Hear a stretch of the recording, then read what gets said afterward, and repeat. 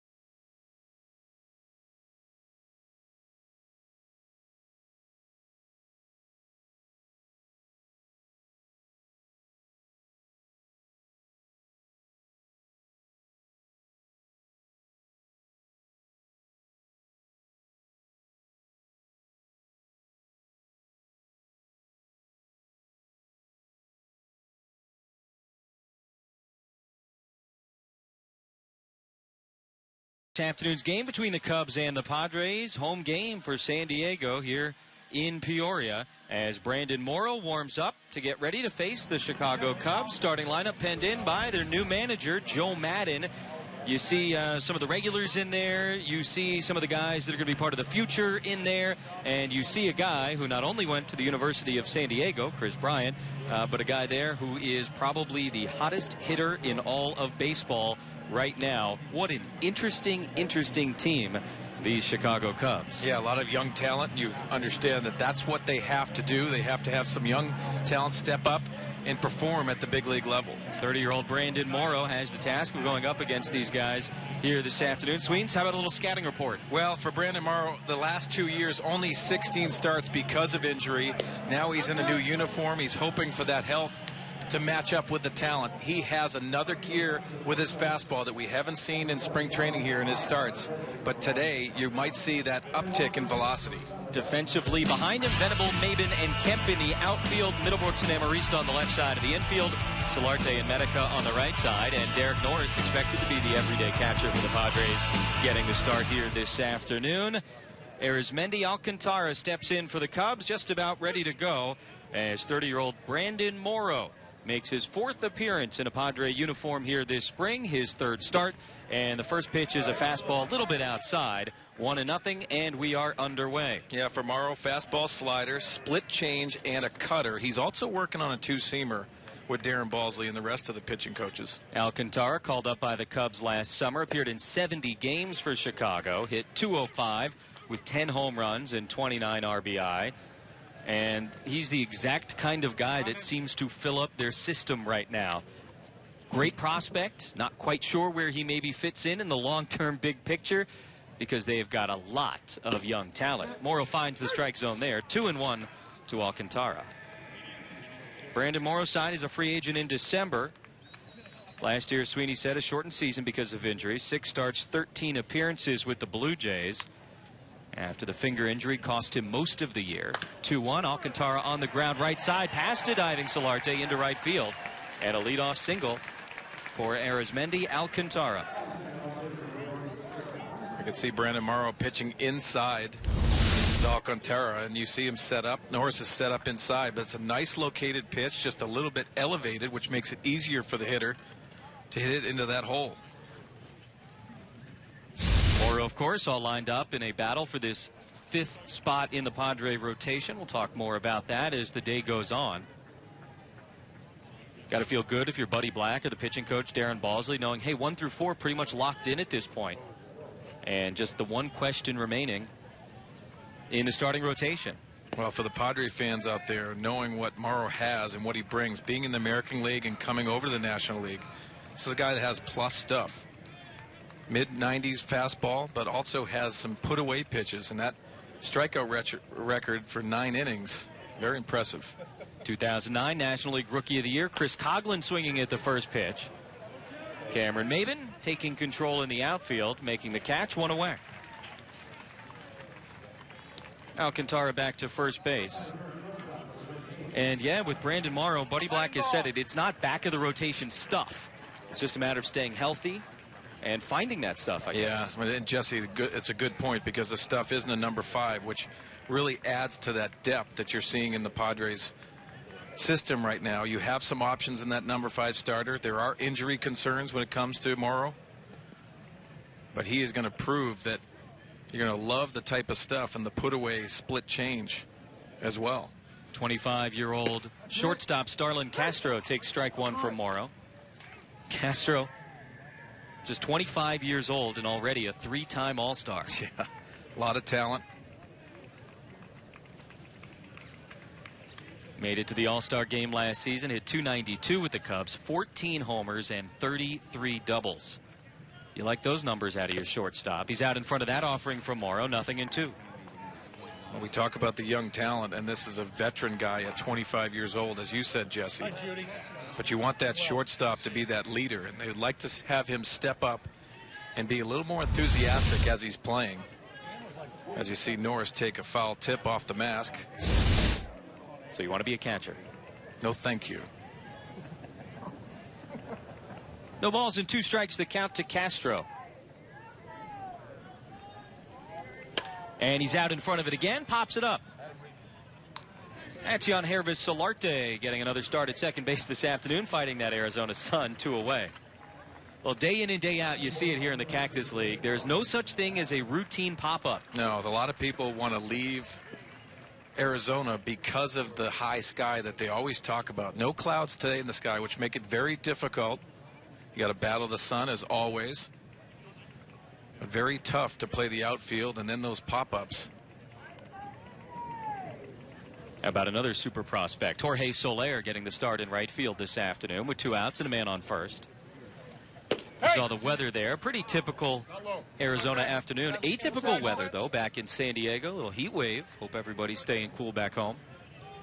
Not a bad start to the spring for Soler. Last year appeared in 24 big league games for the Cubs. More than held his own. 292, 5 home runs. Hits this one left side, and at shortstop, a nice play by Amarista. Tommy Medica unable to make the scoop at first, and so Soler reaches with 2 outs as Alcantara goes over to second. Middlebrooks made the diving attempt. Amarista was right there behind him, and a close play at first. Well, again, Alexi Amarista going to his right. After that dive, the concentration is there. He plants his right foot and throws a strike. Looked like Medica thought that was going to be a short hop. He could have extended his glove just a little bit more and probably caught it in the air. That good carry on that throw. Nice strong arm being showed off by Amarista there. So first and second, 2 outs. And coming to the plate, the story of baseball right now. Chris Bryant, former USD star, the hottest hitter in baseball. 9 for 20 so far this spring, and already 6 home runs. By the way, he's got a sore shoulder, too, so he's just DHing. Morrow starts him off with strike 1, and, of course, the Cubs are going to face that decision coming up soon, and whether he starts the year at AAA Iowa or with the big club. And most people expecting Chris Bryant to begin the year in the minor leagues because they can delay his free agency by a full season if he just spends the first 12 days of the regular season at AAA. Well, Jesse, I can understand that, but now the Chicago Cubs are relevant. We're going to talk about John Lester when he is on the mound, but they are expected to win this year, obviously with a lot of young talent. But some people are saying, hey, why not Chris Bryant now? He has nothing to prove in the minor leagues. He has put up monster numbers. He's doing it here in spring training as well. As you just saw, he's 9 for 20. Here, though, Brandon Morrow strikes him out. How about that way to end the top of the first? Padres coming up. Maben, Solarte, and Kemp.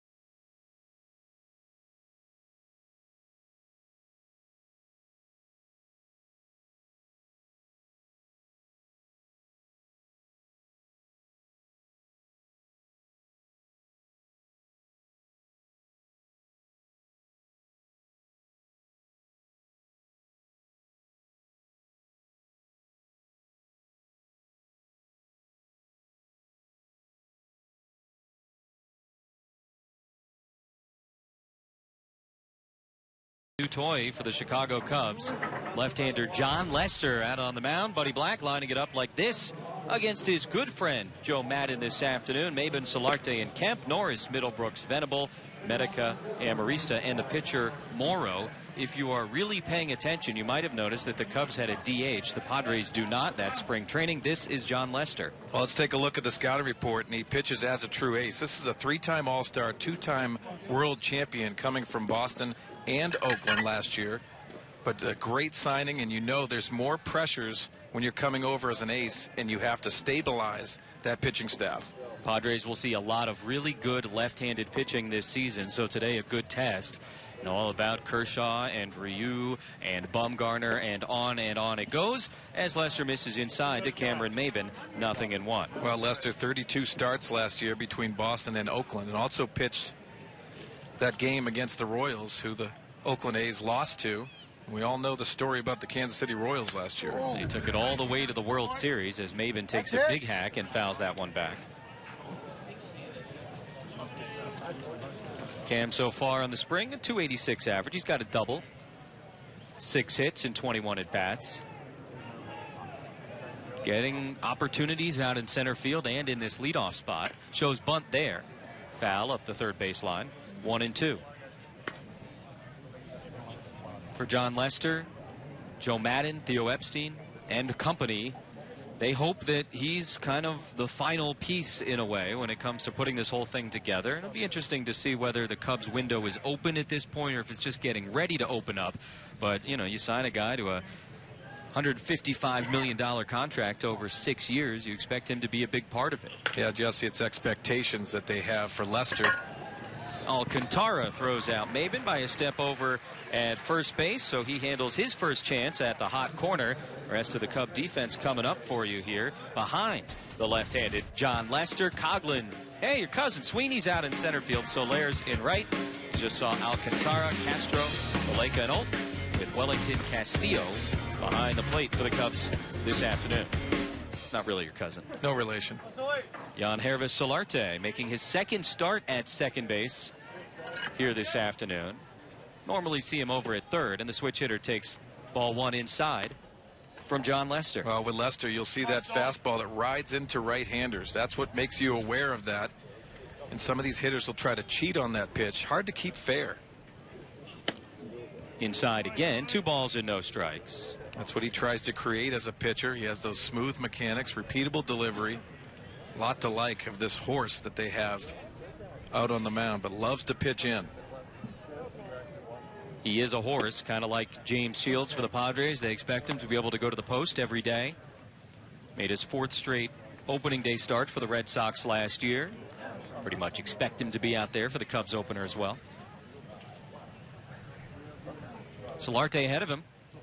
Takes all the way, and there's strike one.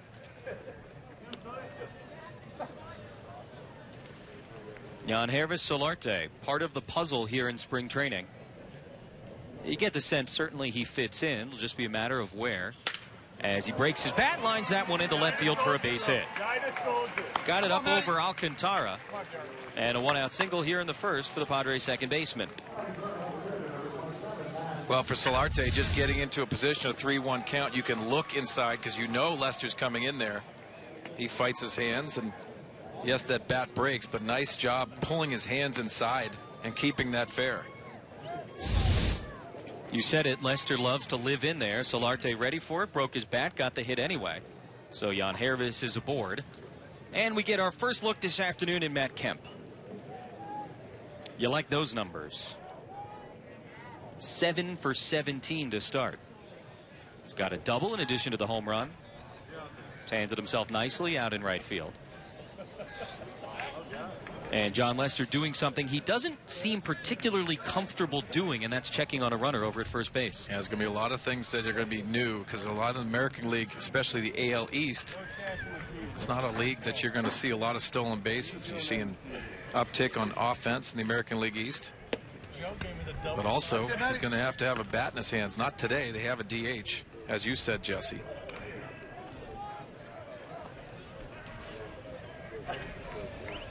For whatever reason, they say Lester just not all that comfortable throwing over there, which is not quite what you normally hear about a left-handed pitcher.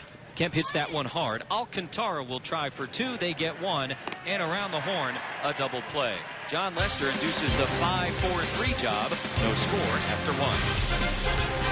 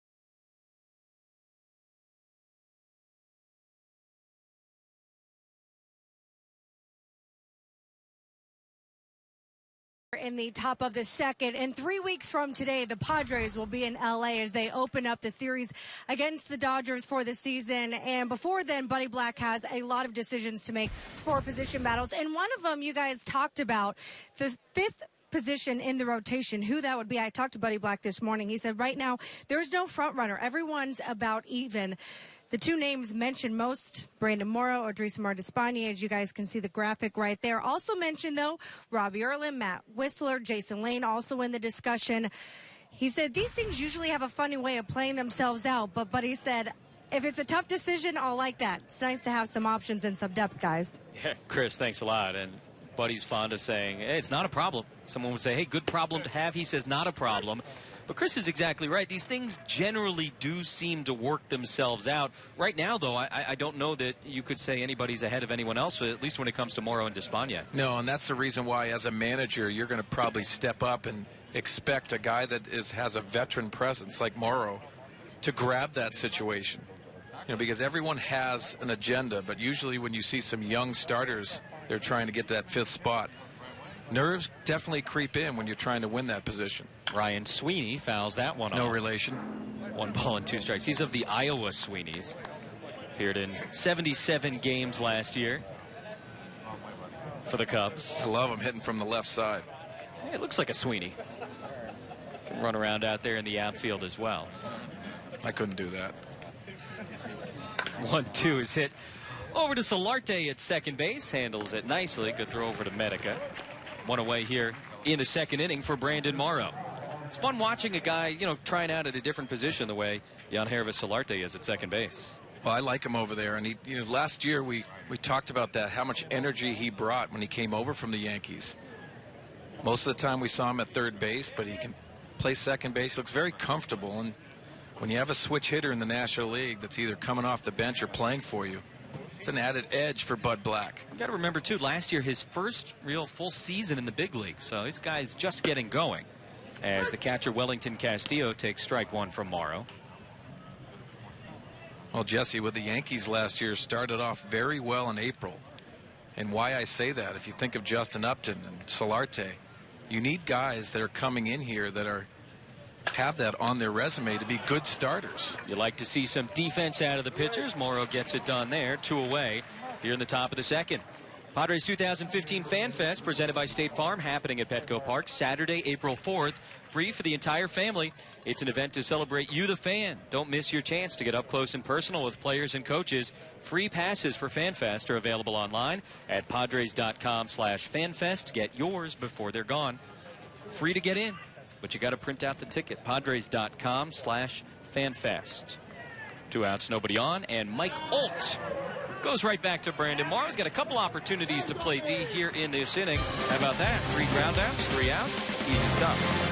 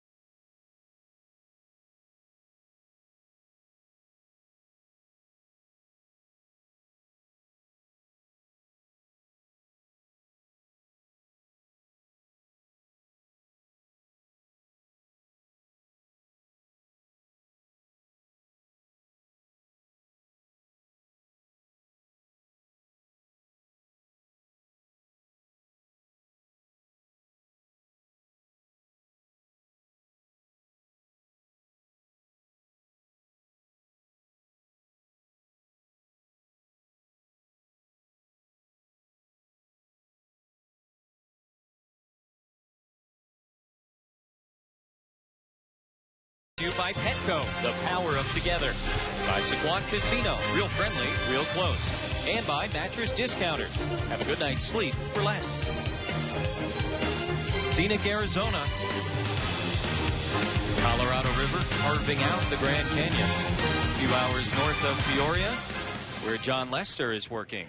Here in the bottom half of the second inning, Derek Norris, Will Middlebrooks, and Will Venable due up for the Pods. Lester allowed a one-out single to Yangervis Solarte last inning before Matt Kemp grounded into a double play. And the first pitch to the Padre catcher misses inside. 1 ball, no strikes to Derek Norris.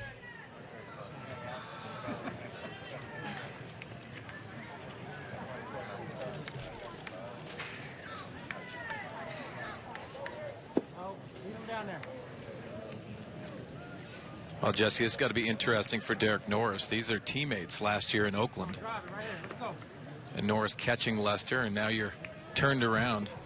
It's those inside battles. And knowing the guy, sometimes that can be a little odd at first. Easy to get in your own head, but he knows what he's looking for out there as Lester falls behind Norris. 3 balls and no strikes. By the way, in the third inning, Fox Sports MLB insider Ken Rosenthal will join us here in the booth. Looking forward to catching up with Kenny. Get his take on the Padres, the NL West, Chris Bryant, all the hot topics from around baseball. Norris taking on the inside corner. 3-1. It's always fun talking to catchers about having to face guys they used to catch. And some guys love it, some guys don't. Lester not an easy guy to face, no matter how familiar you may be. But Norris able to work himself a leadoff walk there. Tonight on Fox Sports San Diego, join Steve Hartman and Mike Costa as they get you dialed in on the latest sports news and updates. It's Extra 1360 Fox Sports San Diego tonight at 10. Morgan Burkhart coaching there at first base. Glenn Hoffman, the usual third base coach, undergoing a minor knee procedure this past week, so Hoffy resting up. And he's feeling good. It's great to see. Saw him around the clubhouse, and he said instantly, I felt so much better. One of the best third base coaches in the game. Don't think that's an underrated position. So Jose Valentin slides over to third as another pair of former teammates square off. This time Red Sox teammates Will Middlebrooks and John Lester. You see the numbers for Middlebrooks so far this spring. He is healthy, he is locked in, he's feeling good, and the results have been there. Well, what a first impression he has made. A lot of the staff has talked very highly of Will. The other Will. One of the other Wills. There's a lot of Wills here. Let's see, you got Middlebrooks, Myers, Venable, Nieves, Farrell, if you want to count. Yes, he's on the roster. He's on the roster, Will Farrell. 2 Wills that have 1 L in their name as he puts a charge into this one. Out to left field. Coughlin not going to get there. Norris had to hold up for a moment. He will be held at third base. A stand-up double for Will Middlebrooks. His second 2-base hit of the spring as it gets away. And Norris able to come in and score the first run of the day. Well, how impressive was this read by Derek Norris? The throw in from left field was bobbled. Well, let's take a look at the swing first, and you got to love this. He looks out over the plate. A lot of pitches in, and Middlebrooks having plenty of plate coverage, and he rifles this off the left field wall. But then you can see the one hop, the throw in, and that's bobbled. Derek Norris on his own ends up making that decision and slides in safely for the first run for the Pods. Very impressive running by Derek Norris. Yeah, great awareness, and he showed some speed as well. Will Venable takes the bunt, and he takes a pitch away. 1 ball and no strikes. Another interesting guy to talk about here in spring training. And Will Venable, how he fits into the mix in the outfield for the Padres. I think this is a valuable spot. Will Venable can play all 3 positions. Left field, center field, right field.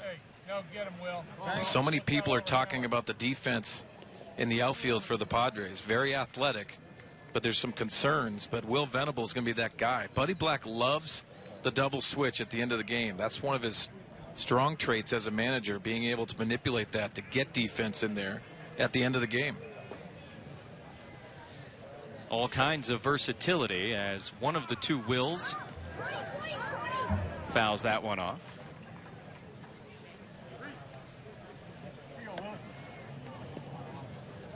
But spoke to Will today.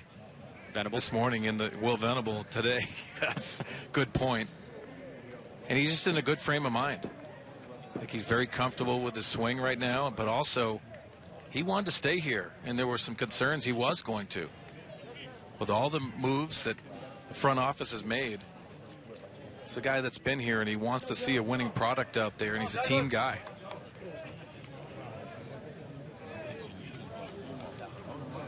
Three balls and a strike to Venable, who's shown bunt a couple of times in this at bat.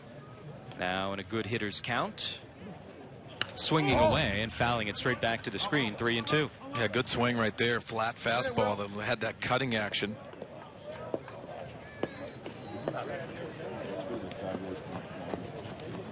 Lester, World Series champion twice with the Red Sox, 2007 and 2013. An All-Star last season, also in 2011 and 2010. Going to try out the National League this year as Venable loses the bat, striking out. And that's the first out here in the bottom of the second. By the way, the run this inning for the Padres ends a streak of 18 straight scoreless innings that Cubs pitchers have thrown. And heads up, Morgan Burkhart down there. Be on your toes. It's not a good matchup. It's a lot of distance on a bat. All the way past first base. So Lester got Venable his first strikeout of the afternoon. Tommy Medica starting at first today. His second start there this spring. Middlebrooks still out at second base. And the breaking ball misses, ball one. Middlebrooks, of course, with Lester, 2013 Red Sox. Tommy Medica once again having a good spring at the plate.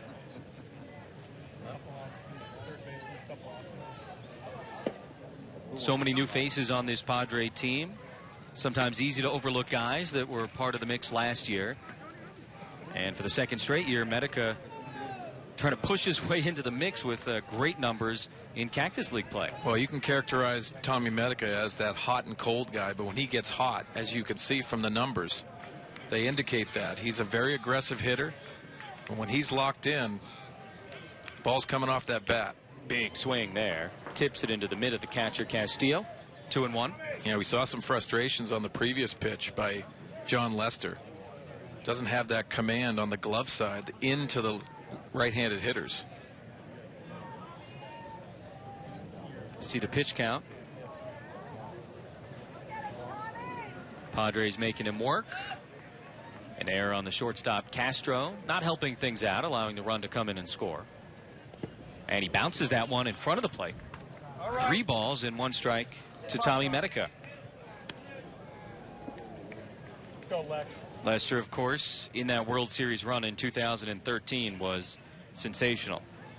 He kind of did the Madison Bumgarner thing that year and just rolled through the playoffs for Boston. A 1.56 ERA that postseason. What an impressive number, and that's what you want from your ace, is to step up at the right time. That's what the Cubs hope they're getting over the course of the next 6 or 7 years. And in those spots. Medica takes strike 2. And the count full on the Padre first baseman. Middlebrooks the runner at second. Hard hit double to left. Come on, win the battle. Let's go. Drive him in. Tommy Medica, like a couple of the Padres before him, making John Lester work here in the second inning. Payoff pitch is on the ground. Valleca can't handle it. It goes into the outfield, and Middlebrooks is going to come home and score. Hard hit ball the other way from Tommy Medica. It ate Valleca up, and it's 2-0 Padres here in the second. Now, just smart hitting by Tommy Medica. Seen a lot of pitches in, then he saw the 3-1 pitch, a previous pitch, away. So that keeps him involved and does a nice job going the other way with that pitch and driving that run in. Big run.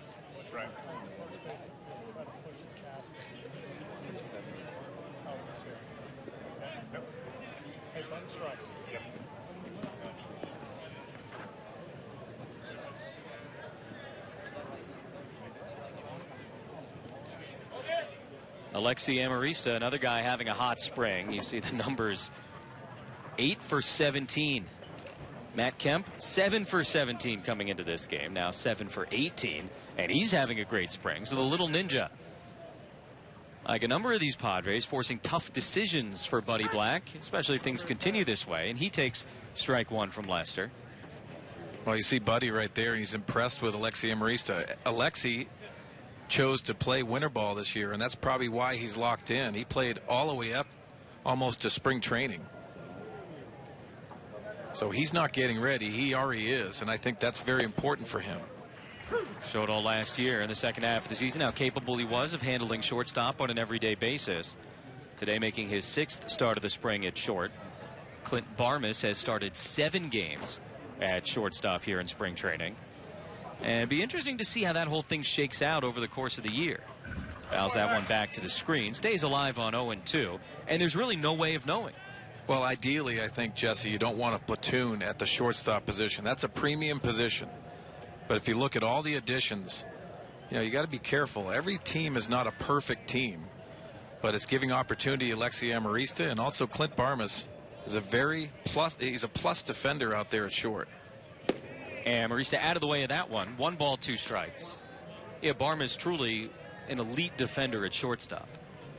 So kind of weigh how you want to figure that thing out, and might be a situation, like you said, you don't expect a straight lefty-righty platoon, but maybe you just ride the hot bat here and there, mix it up. Kind of have to wait and see. Reaches for that one on the backhand. Alt goes to second for 1, back to first. Lester can't field it. Amarista would have beaten it out anyway. And so Alexi's aboard on the fielder's choice, 2 away here in the second. Well, again, hustling down, and with 2 outs, Alexi Amarista keeps the inning alive. Always got to love to see that from the youngster. Just trying to give that impression. He's been here for a couple years now, but Bud Black loves seeing that style of play. You certainly know what you're getting with Alexi Amarista when it comes to hard and hustle. It'll surprise you every once in a while with a home run, too. And now I think for just the 2nd time this spring, we'll have a Padre pitcher stepping in. This is Brandon Morrow, who, of course, has spent his entire career in the American League. And you can see the defense being adjusted behind him. Just 14 career at-bats for Morrow. And here's John Lester. Fastball called strike, 0-1. Now here it is. Brandon Morrow gets up there for his first at-bat of spring training. He swung live yesterday for the first time on the backfields against Casey Kelly.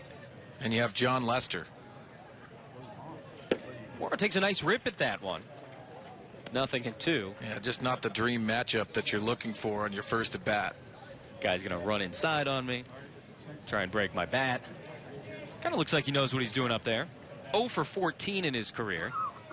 Get plenty more opportunities this season if he makes it to the rotation. That is strike 3 called. A couple of strikeouts in the inning for John Lester, but the Padres get a couple of runs on the Chicago ace thanks to a couple of misplays by the Cubs defensively. Derek Norris crosses the plate, and Valkyla couldn't handle that one at second.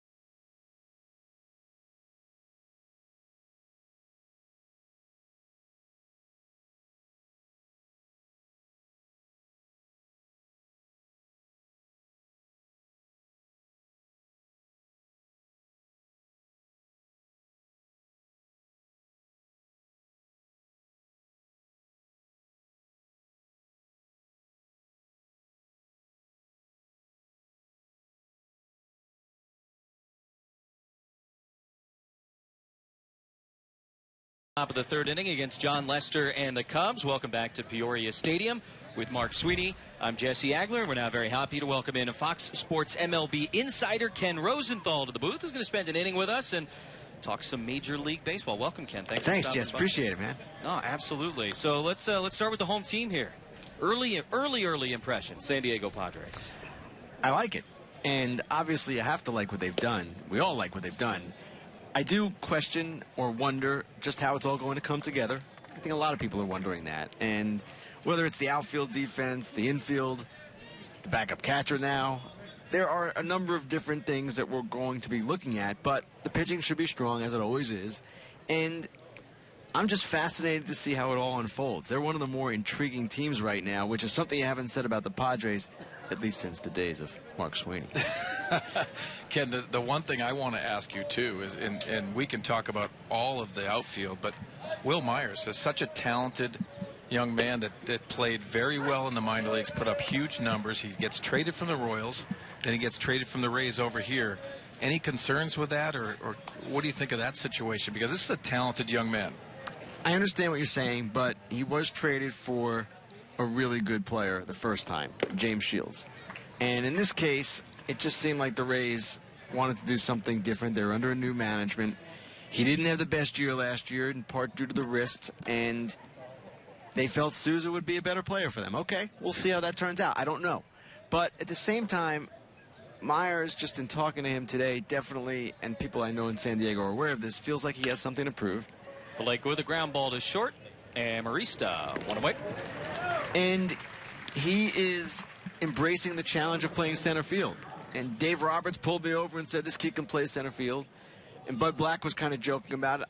I don't get the impression that they view it as a problem. Is he going to be an elite defender out there? Probably not. But can he be adequate, especially given what he can do offensively? That seems to be their bet. And, of course, they've got Maven, they've got Venable, they've got other ways they can go in the late innings. So it's going to be interesting, but I'm a Will Myers fan, and I expect that he will do well. Ken Rosenthal with us here in the booth in Peoria. Are the Cubs up on that list of most interesting teams in baseball as well? They always are. Yeah. Until they win the World Series, well, even then they'll be interesting. But, yes, and obviously they've done some things, too, though not quite as dramatically as the Padres. And they've got all these young players coming. High Arizona sky and a chance for Middlebrooks, who fights it all the way and makes the catch. So Alcantara quickly retired, 2 outs. Well, let's talk about the skipper for the Chicago Cubs, Joe Maddon. What an addition for that to harness a lot of this youthful talent. Well, that's the great point, Mark. And here is a manager who has proven he can succeed with young talent and nurture that talent. And it takes a special kind of leader. It takes someone who is patient, someone who will understand the players are at different stages of their development. I remember when Dale Swain was their manager, he got frustrated with their kids. And it started to show, and it was not the same group as it is now, obviously, but it does take a special breed, and Maddon is that guy. Now, they've brought in Lester, they've brought in Dexter Fowler and Montero, so they've done some supplemental things as well. And I just see them as being a team, maybe not this year, but ultimately developing into a force. You get the sense the window is opening for the Cubs. A little bit of debate about if it's open yet at this point, but it's certainly in the process of being opened at the very least. The Chris Bryant situation, is it super obvious that they're going to send him down to AAA to start the season because of the ability to delay free agency, or is there a real chance that he makes the club on opening day? Jesse, it is super obvious they're sending him down. And I'm going to try to write about this tonight. This is driving me crazy, and it's ticking me off each day that passes. Now, I know he's had some issues at third and the sore shoulder this spring, in addition to, of course, all the home runs. But this sport should not be effectively hiding its young players, even if it's only for 2 weeks at the start of the season. You want your best players on the field, and the way the CBA reads and the way teams have to act in response, you're not seeing the best players on the field. And I don't blame the Cubs. I don't blame any team for holding a guy back for a couple of weeks when it means an extra year of control. But the system drives me crazy. No other sport has it, and I'm trying to get some input today from some people on how maybe to fix it. Not getting great answers so far, but at the same time, it needs to be fixed. It's ridiculous already. And just think about let's say the Padres had Chris Bryant. Well, okay, here's Chris Bryant. Your fans are getting excited to see him, and then, sorry, he's got to go down for 2 weeks. And you know what? You may lose 2 games in those 2 weeks that effectively keep you from making the playoffs. It's just a ridiculous way of going about it, especially when the sport is trying to promote its young stars. And hopefully I'll write this coherently tomorrow. I'll have something good. Well, Ken, you talk about the young stars, and obviously with Derek Jeter leaving the game of baseball, that true captain of Major League Baseball, I think MLB wants those young stars, those next guys, and Chris Bryant could be that guy. Sure, and there are a number of guys who can be that kind of caliber, but we can talk about them as we go to the next inning. Yes, we can. Chris Coughlin strikes out. Brandon Morrow, 3 nice innings, 2-0 Padres.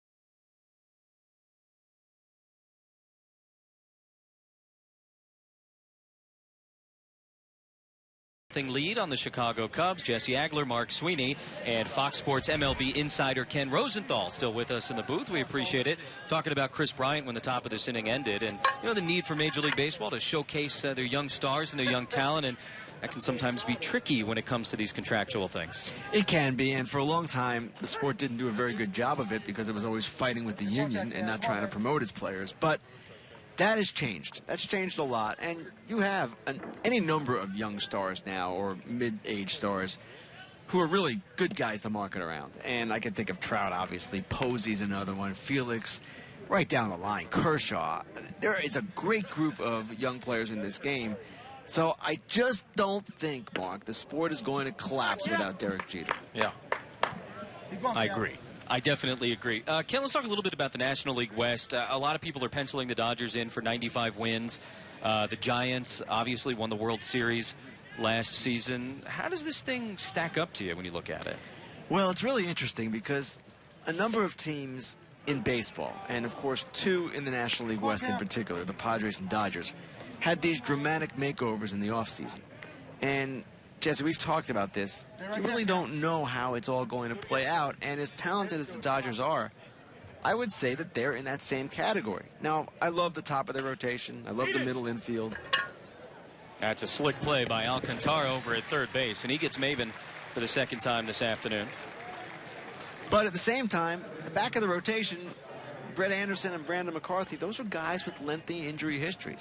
They're going to open the season without Jansen. Their bullpen is sort of a work in progress. And I just wonder about the power without Kemp and Hanley. Now, don't get me wrong. They're going to be very good, and if they have problems, they'll act at the deadline and fix those problems. But no team is perfect, and not even the Dodgers for $240 million or whatever it's going to be this year. Well, I think if you look at the starting rotation, and every manager is going to say, hey, that's what wins me championships. I think the Washington Nationals are that elite pitching staff with all those guys. But how do the Padres stack up? We saw a lot of great stuff by Tyson Ross, Andrew Kashner last year. Now you added James Shields. the industry's feeling of the San Diego Padres rotation? Good. Now, is it great? No. Is it the Nationals? I don't think anyone would say that. But it certainly should be good with Kennedy there, too. And obviously, playing at Petco always gives you that little bit of boost for the pitching staff. And it's something that teams factor in. You have to factor that in. So I like their rotation. And remember, at the start of the offseason, there was talk of trading Cashner, Ross, or Kennedy. And, of course, they went in a completely different direction, to their credit. But at the same time, the question to me with the Padres is going to be the offense and the defense and how that all comes together. Solarte strikes out against Lester there. Third strikeout for the Cubs starter. What did you make of that whole flurry of moves as it was happening in late December of this past year? I was stunned. And the reason I was stunned was because this is not a team that has gone out there on big contracts before. And here's Matt Kemp coming up. That's a big contract. Even with the money that they're getting from the Dodgers, it's a lot of money for them. Justin Upton. 1 year, I know, but not the kind of move the Padres typically make. And, of course, even Shields, $75 million, it's the most expensive free agent they've ever signed. So with each move, I thought, nah, they're not going to do this. And then they would end up doing it. And, of course, Derek Norris, another addition. Right down the line, there are a number of guys. Middlebrooks. So it was a stunning transformation, and I wrote this and I believe it. I thought A.J. Preller embarrassed other teams that have been more inactive of late. And it's not only a credit to him, it's obviously a credit to ownership for stepping up. And there's no question. Now, I know the payroll this year isn't dramatically higher, but they've made big commitments long-term to Shields and Kemp. And clearly, at least for the moment, they are prepared to support those commitments by building around them. Maybe that's one of the wild things, too, is that they were able to make all these moves, add all that talent, and the payroll, as you said, for now, this year, right here, isn't all that much different than what it was last year with a dramatically different roster. Now, that's going to change because, of course, Kemp's number is really low this year, given that the Dodgers are paying virtually all of it. Shields' number is lower this year. But at the same time, there was a pattern of aggression here that we simply have not seen from him. And that is an aggressive swing from Matt Kemp, and that ball is long gone and out of here. On cue, Matt Kemp, his second home run of spring training, a moonshot to left here in Peoria. That's what we saw in the second half of last season. Once he got healthy, that was Matt Kemp again. Well, I think if you look at the style that Matt Kemp brings to this lineup, and also that pop from that side swing, perfect, picture perfect, and obviously the sound off the bat. Matt Kemp changes all kinds of dynamics with the lineup. And coupled with Justin Upton, you're going to probably see a lot of balls going down the left field line. Where did that even land? Up on that new tent they've got here in left field. It was funny today. Mark, I don't know if you were there or not, but during BP, he hit a pretty long way. And there was a nice group of people there, maybe 20 or 30 people. They were applauding. And he turned around and he said, folks, it's only BP. Yeah. Well, he turned BP into that swing. Big-time home run for Matt Kemp. It might be a Western Metal shot back at Petco where that one landed. Ball and a strike to Derek Norris, who's another guy that can pull the ball with authority down that left field line. Another new guy added to this team. Ken, you talk about the right-handed power in the game, and that's what A.J. Preller and his staff went after and got. And it plays perfectly to Petco Park. It's interesting, too. Now, obviously, they're imbalanced. They're too right-handed. But at the same time, there's such a shortage of right-handed power in the game right now. As you say, Mark, it's not something that is easily diminished. You can't just say, it's not a big deal. It's a big deal. Right-handed power hitters are hard to find, and the Cubs have done a similar thing with younger players. They've acquired a number of right-handed sluggers that they feel ultimately will develop, and they put a greater premium on those kinds of players than pitchers who have always been the more coveted commodity. That, to some degree, has changed. You can find guys throwing 95, I can't say almost anywhere, but you can find them more easily, more readily than you can the right-handed hitters. Derek Norris rips that one just foul down the third base line as Matt Kemp readies himself to go back out onto the field after the big home run. Both shots he's hit so far here this spring have been big shots. He went out to left center field last Tuesday against the Giants.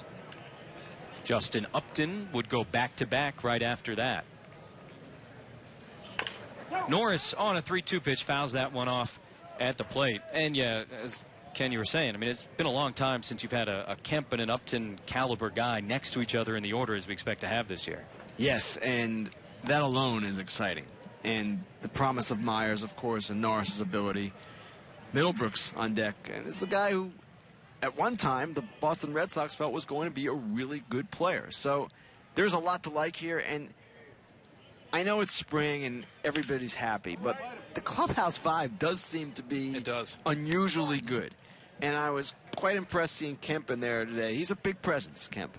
And at one point he was talking to Middlebrooks about hitting kind of quietly over to the side. And one point he's joking with Myers about something else. And it just seems like he's really happy, in a good place. He's healthy. And we'll see where it all goes, but I kind of like what I see. Fourth strikeout for John Lester, but Matt Kemp got him good here this inning. Big thanks. Ken Rosenthal, Fox Sports MLB Insider, bringing us a little good luck at Matt Kemp's second home run of spring training.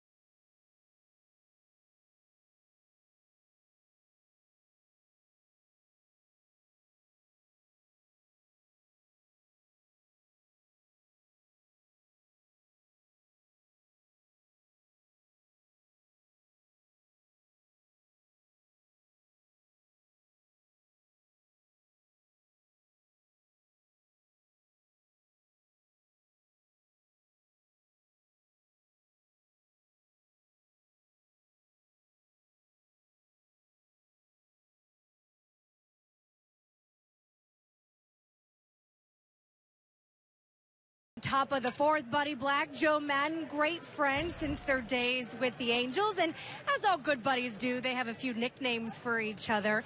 And Madden calls Buddy Pepe. So I asked him this morning, how did Pepe come about? He said, well, when they were with the Angels, they had a spring training game in Mexico. And Buddy's old Spanish teacher used to call him Pepe. And so he thought it'd be funny to sign autographs Pepe Negro, Negro being black for Spanish, and it kind of stuck. So Joe Madden has called him Pepe ever since. He said it was a lot funnier when you had to be there. So, Buddy, what do you call your buddy? Your buddy over in the other dugout. And he goes, oh, nothing that original, just JoJo or Maddenini. Yeah, that was. I think he needs to come up with something a little bit more creative. That was the old family last name. Joe's father came over from Italy and shortened it to Madden, so Buddy gives him the full treatment. Thanks, Chris. I love the Pepe Negro. Oh, it's great. The two of them together, they're very good friends, and they both got tremendous personalities. And a couple really excellent baseball guys as well. Mike Scioscia put together quite a staff back then, huh? Yeah, Ron Renicky also with the Milwaukee Brewers. 1-1 to Starlin Castro from Brandon Morrow. It's a breaking ball called strike. You think about it, Jesse, how important it is to manufacture that chemistry within the locker rooms. And I think a lot of the similarities of these managers have that. Joe Madden loves to do that with the team bonding stuff. And that came from Mike Scioscia what they did with the Angels. Morrow bounces that one into Castro. 2 balls and 2 strikes. And the importance of trying to gain that chemistry, and we're constantly going to be talking about that with the Padres, with all the new additions, getting them on the same page and getting them to enjoy themselves, because when you start winning at the beginning of the year, and hopefully they do that, this could be a special team. And I know a lot of people in baseball are wondering how the Padres are going to start, but this is very exciting, as you saw that shot from Matt Kemp last inning. Another bounced one, and the count runs full 3-2. I think, yeah, we talk about the fast start a lot in the context of, hey, you want to get off to a good start, but with all the new faces and all the new personalities, that only helps that. Yeah, it's going to take time, as you see, but even a successful April might be a 500 record, and if you're a Padre fan, you would take that right now. But playing those division games early in April, very important to get off to a great start. 3-2 to Castro. Is on the ground to short. Amarista, a little backhand. Long throw for the Ninja, and he got him. Nicely done by Alexi Amarista over at shortstop.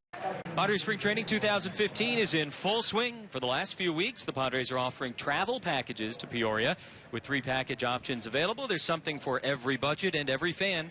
Every package comes with hotel accommodations, game tickets, parking, and all-you-can-eat buffet, a Padres gift bag, and unique experiences.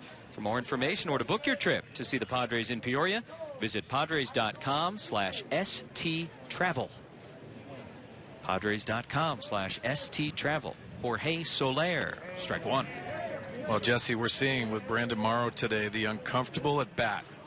And a lot of the awkward swings, jam shots, and you're seeing the type of stuff with the breaking ball, the changeup. He's giving all compliments of his pitches. And plus, I think he does. He has an extra gear with that fastball, which really could make it intimidating. Changes speeds there, and Soler takes it for ball 1. It's hard to get comfortable against a guy like that. Yeah, he's got that smooth delivery, good arm speed, spins the ball very well with the breaking ball. Facing a nice formidable lineup here this afternoon, and he's got him way out in front, 1-2. You can see that slider comes out right as almost a fastball look to the hitter. You can see those awkward swings because it looks like it's that elevated fastball and it gets under the barrel. Soler, according to Baseball America, the 3rd best prospect that the Cubs have, and they've got a lot. Fastball high, 2-2. Made his big league debut last August. Played in 24 games. He's had some injury stuff slow him down the last couple of years, but sky seems to be the limit.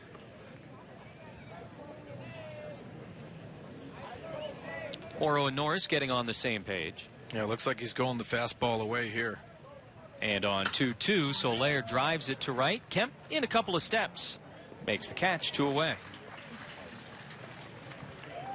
Brandon Morrow, a couple of years ago, was sensational. 2012 with the Blue Jays, 10-7 with a 2.96 ERA. But in 2013, a forearm injury. Last year, the finger injury. And if he's healthy and able to regain that 2012 form, he could contribute in a big way for the Pods. He got Chris Bryant the first time to strike out. Brian, as mentioned earlier, got a little bit of a sore shoulder. He's DHing today. Can't hold up his swing there. Well, Jesse, you look at the minor league totals for Chris Bryant, and they're eye-popping. And 620 at-bats, 52 home runs, 142 RBIs. Does have a lot of strikeouts, but a .327 batting average to go along with those numbers. Started the Futures game in Minneapolis last year during the All-Star festivities. Third baseman there. He's expected to be the third baseman of the future, although a lot of talk about maybe getting him some time in the outfield this spring. Loud foul ball out of play right side. Well, very athletic. We had a few of his games when he was at University of San Diego, but powerful swing, a lot of power to center field, right center, which is a great trait to have as a young player. You can learn how to pull the ball correctly, and he can pull it, especially those high breaking balls. This young man's going to be able to change games, and I think he's going to do a lot of damage at this level. 6 home runs this spring. Nobody else has more than 3. And he hits that one well out to right. Matt Kemp going back at the track. It's off the wall, and it gets by Kemp. Bryant was thinking about 3, but now he'll put the brakes on and head back to second base. A long, loud, standing double for Chris Bryant here in the 4th. Well, Brandon Morrow tries to get him upstairs, and it gets down a little bit, but you can see that approach going the other way. Let that ball travel. And that backspin that he produces with that lower half. He rifles this off the right field wall. Matt Kemp plays it into a double. Just impressive power by the youngster. And Joe Madden's got to be licking his chops, wondering what he's going to do at the big league level. And again, as we discussed with Ken Rosenthal, it'll be a couple of weeks before he gets there. He's got to spend the first 12 days of the season in the minors, and then his free agency would be delayed a year down the line. So the Cubs would have control of him for 7 years instead of 6. Yeah, you can almost hear the Cubs fans now yelling, why? It's our opportunity. And I agree with that. You see all of these races at the end that come down to 1 game. If he can make that difference in a 12-game span, and he could win you a couple games, that might be the difference maker for the Cubs team going into the playoffs. It'll be something to think about in September. And if they do miss it, or if they get the wild card and not the division, or who knows, they're obviously and understandably playing the long game here. They got to think about more than 2015. And Chris Bryant, they expect, going to be a big contributor for a long time. But as Ken Rosenthal said, something that should probably be addressed one way or the other moving forward, because you don't want to be in a situation where a team needs to send a guy down for a week and a half at the start of the season to accomplish that. Well, if you believe in the young man and you understand he is going to be a building block for you, why not have him up there, pay him what you really expect, and try to keep him in a Cubs uniform for as long as you can? And it has happened. Sweeney into center field. No relation. Cameron Maben. What if he homered? He's related.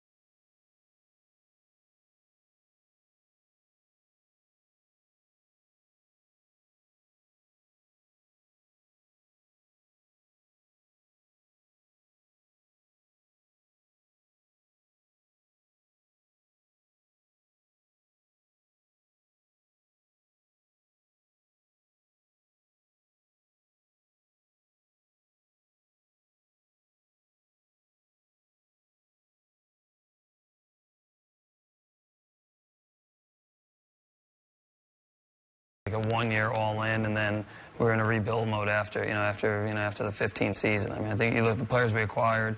For the most part, Will Myers, comes with 5 years of control. Derek Norris, an all-star at 25 years old. Will Middlebrooks trying to make the club, but multiple years of control. Matt Kemp, we viewed it as a positive with 5 years of control. James Shields to be here with 4 years. So you're trying to build something that has some stability, and get a core group, and then be able to build around that core group. And that's what we try to do, to get some guys that we're going to be here, not just for this year, but be here over the next few years. You can hear more from A.J. Preller and others Friday night after the game against Kansas City. Season preview show here on Fox Sports San Diego. And A.J. Preller making a point that nationally people might not be realizing is that, yeah, Justin Upton is scheduled to be a free agent after the season, but the rest of the big-ticket acquisitions, including this guy, Will Middlebrooks, are all under team control. They're all under contract for several years moving forward. Middlebrooks in the air to center. That's Sweeney tracking it down and No making the relation. catch. One away. Yeah, but you understand the stability that he's talking about is trying to create that culture, that atmosphere around here. And who knows, Justin Upton might be saying, yes, this is a year, but I love playing here. This is the atmosphere that I've been dying to play in. They need to create that, and they're doing that with controllable players that he talked about. I love the philosophy and what he has created here, and now it's about the players performing on the field. Will Venable trying to push down a bunt against John Lester. Struck out his first time up. See John Lester, that presence on the mound, and that #1 guy. He throws the pitch. He sees Will Venable trying to lay down a bunt and almost stares him down. What are you bunting on me for? Didn't see that a lot in the American League, I'm sure, but hey, I don't blame Will Venable to try to create a position to try to get on base, do the little things. It's a type of game that you're going to see in the National League a little bit more than the American League. Lester making his third start for the Cubs here this afternoon. Venable lines that one into right field. It's a fair ball. Will Venable doesn't need to bunt to get on board, and after the bobble by Soler in right, Venable's going to take second. He was watching Soler all the way, and the right fielder for the Cubs bobbles it and allows the extra base. Jesse, this effort out of the box by Will Venable creates this situation. As an outfielder, if you know a guy's getting out of the box real hard, take a look at Will Venable. He gets fooled with the breaking ball and keeps the barrel of the bat in the zone, but he gets out of the batter's box and puts pressure on Soler in right field. As soon as he bobbles it, heads to second base with 1 out. Perfect base running by Will Venable. You always talk about the play being in front of a base runner, and sometimes tough to keep an eye in right field when you're running the bases. But Venable doing a good job of being aware, and Tommy Medica stands in. And he hammers the first pitch deep to left. Coughlin going back. Up against the wall. All he can do is look up. 2-run home run for Tommy Medica. He's been red hot all spring. That's his first long ball. And the Padres add to the lead here in the fourth.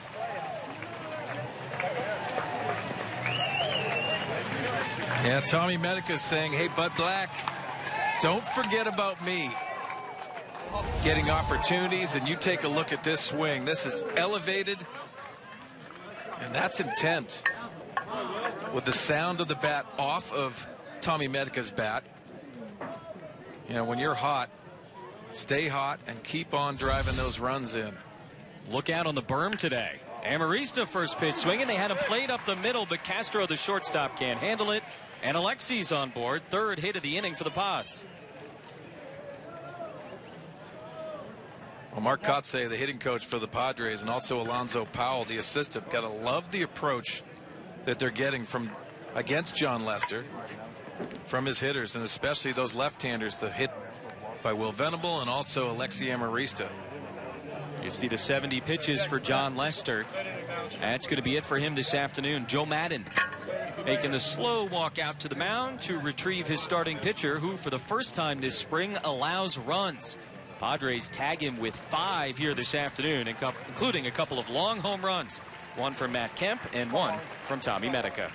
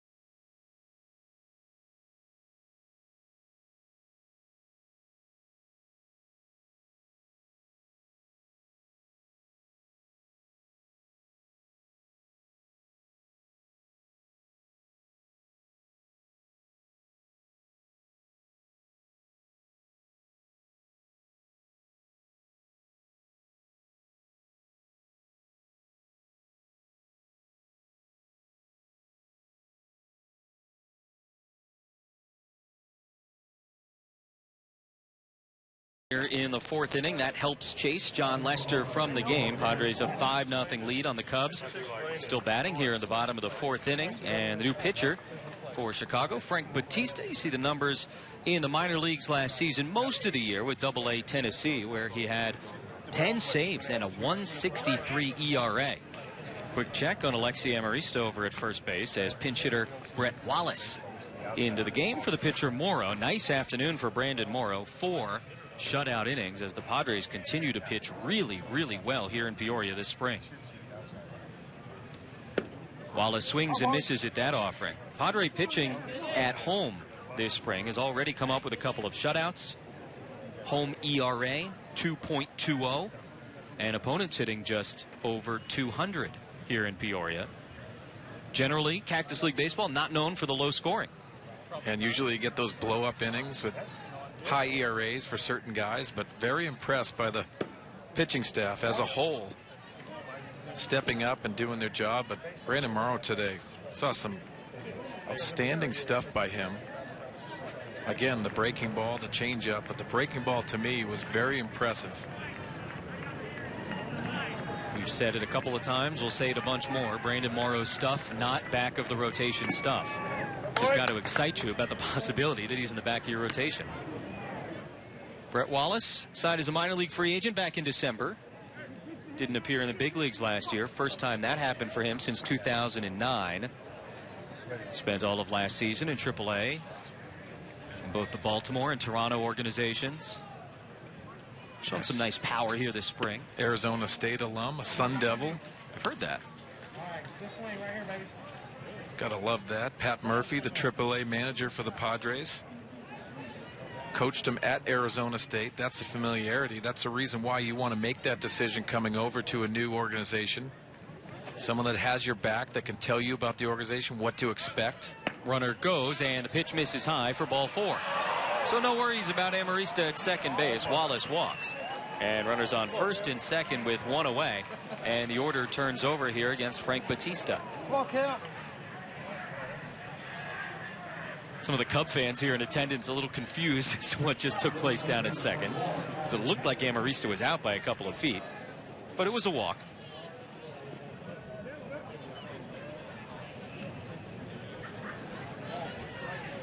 Alexi the runner at second, Brett Wallace at first, and Cameron Maben now at the plate. Twice this afternoon, Maben has hit it over to Alcantara at third base. And he takes strike 1 from Batista.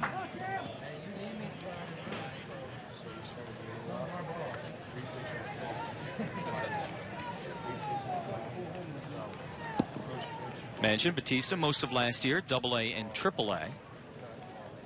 Misses outside to Maben. Also had a stint with the Toros de Tijuana down in Mexico. We saw them at Petco Park last year. Yes, we did. Those bright red unis.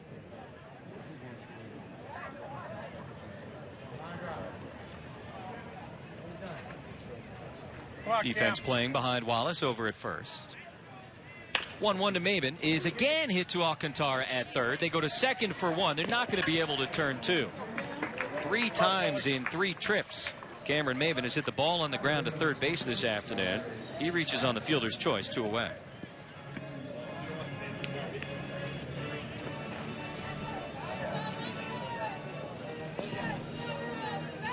Runners on the corners, 2 outs. Padres with 7 hits against John Lester. Amarista the runner at third. And Jan Hervis Solarte.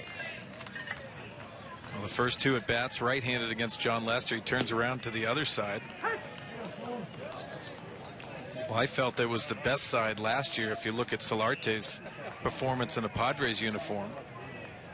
Looks a little more comfortable from the left side.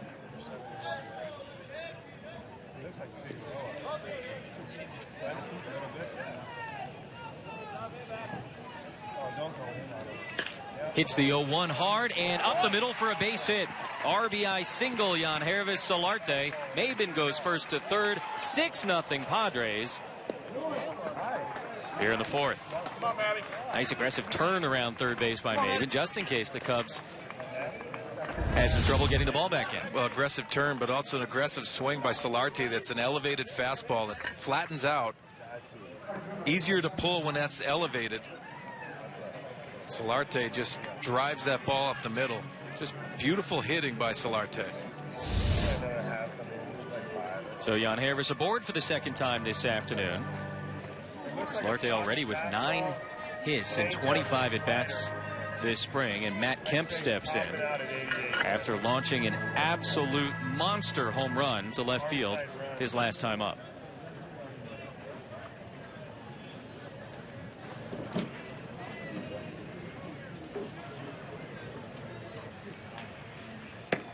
Takes a fastball inside from Batista, 0-1.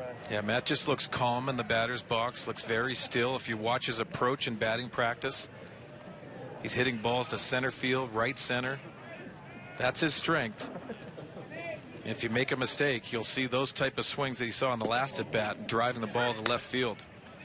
He just made himself into a solid hitter, but the approach and the calmness in the batter's box and then the power off the barrel.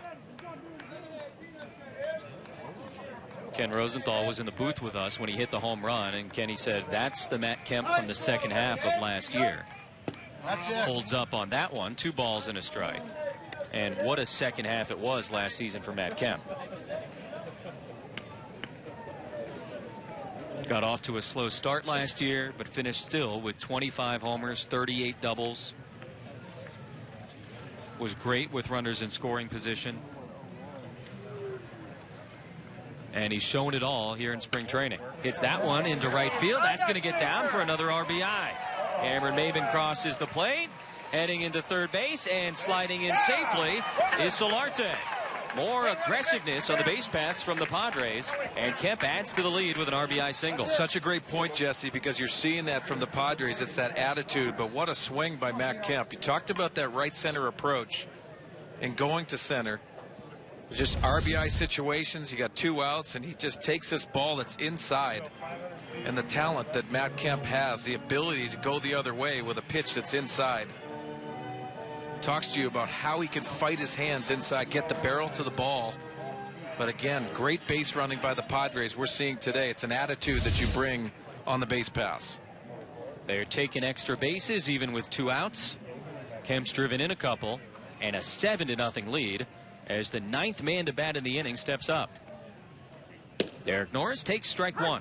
It's a perfect time when you talk about the spring training atmosphere to go out there and be overly aggressive on the base pass. You can make outs here, but you want to try to develop the attitude, because when you see scouts behind there, they're going to write down. This team loves to take that extra base.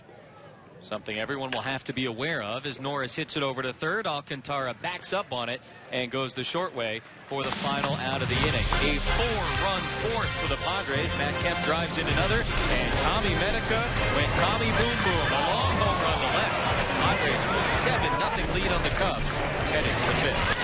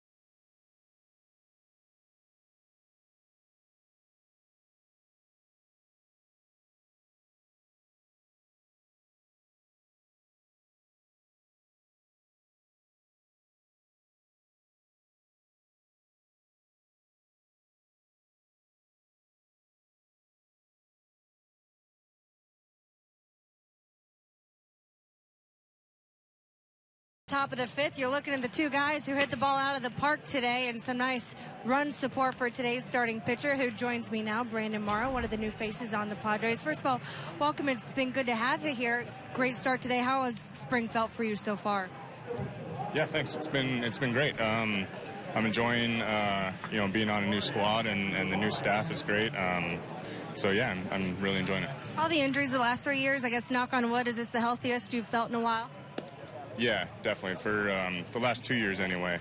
Getting over the forearm thing I had last year, and then the finger thing last year was, it's been tough, but, I feel healthy now, and really that's all that matters. I heard you don't call it rehab anymore. You call it prehab to kind of stretch some things out to prevent getting injured. What all is involved in prehab? Yeah. I think, you see a lot of guys turn to that now, kind of doing smaller exercises, more precise stuff to kind of realign those things you have wrong. Maybe you have a hip that goes one way or the other, just trying to get balance and everything, and doing stuff that you would do rehabbing an injury, but before you get hurt.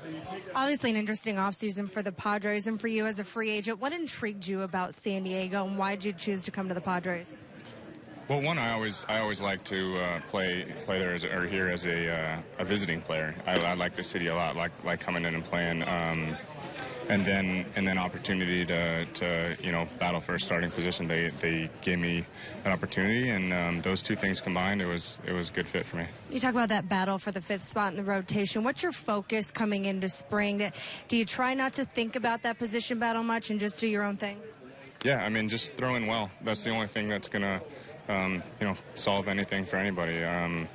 That's all you can do. Whenever pitchers come here, they talk so much about Darren Balsley. What's he done for you so far this spring training, and how's that relationship been? Great. Still getting to know each other, but definitely a good evolving relationship, and he's had some good little things. I don't think he likes to make big changes, but just little keys to keep in your mind and help you make good pitches. Finally, you and Tyson Ross know each other from Cal. What's it been like kind of these last few years to sit back and watch him become the all-star pitcher that he's become? Yeah, it's been great, exciting. We have the same agent and keep in touch, and he went through a lot of stuff early like I went through, relieving, going back and forth, but he's really blossomed since coming here, and that was another thing that helped me decide on coming here, was all the good things that Tyson had to say about the players and staff and organization. Well, I appreciate the time. Thanks so much, Brandon Marr. Thank you so much. Good to have you here. All right, thanks. Guys? Chris, Brandon, thank you very much. 4 shutout innings from Brandon Morrow.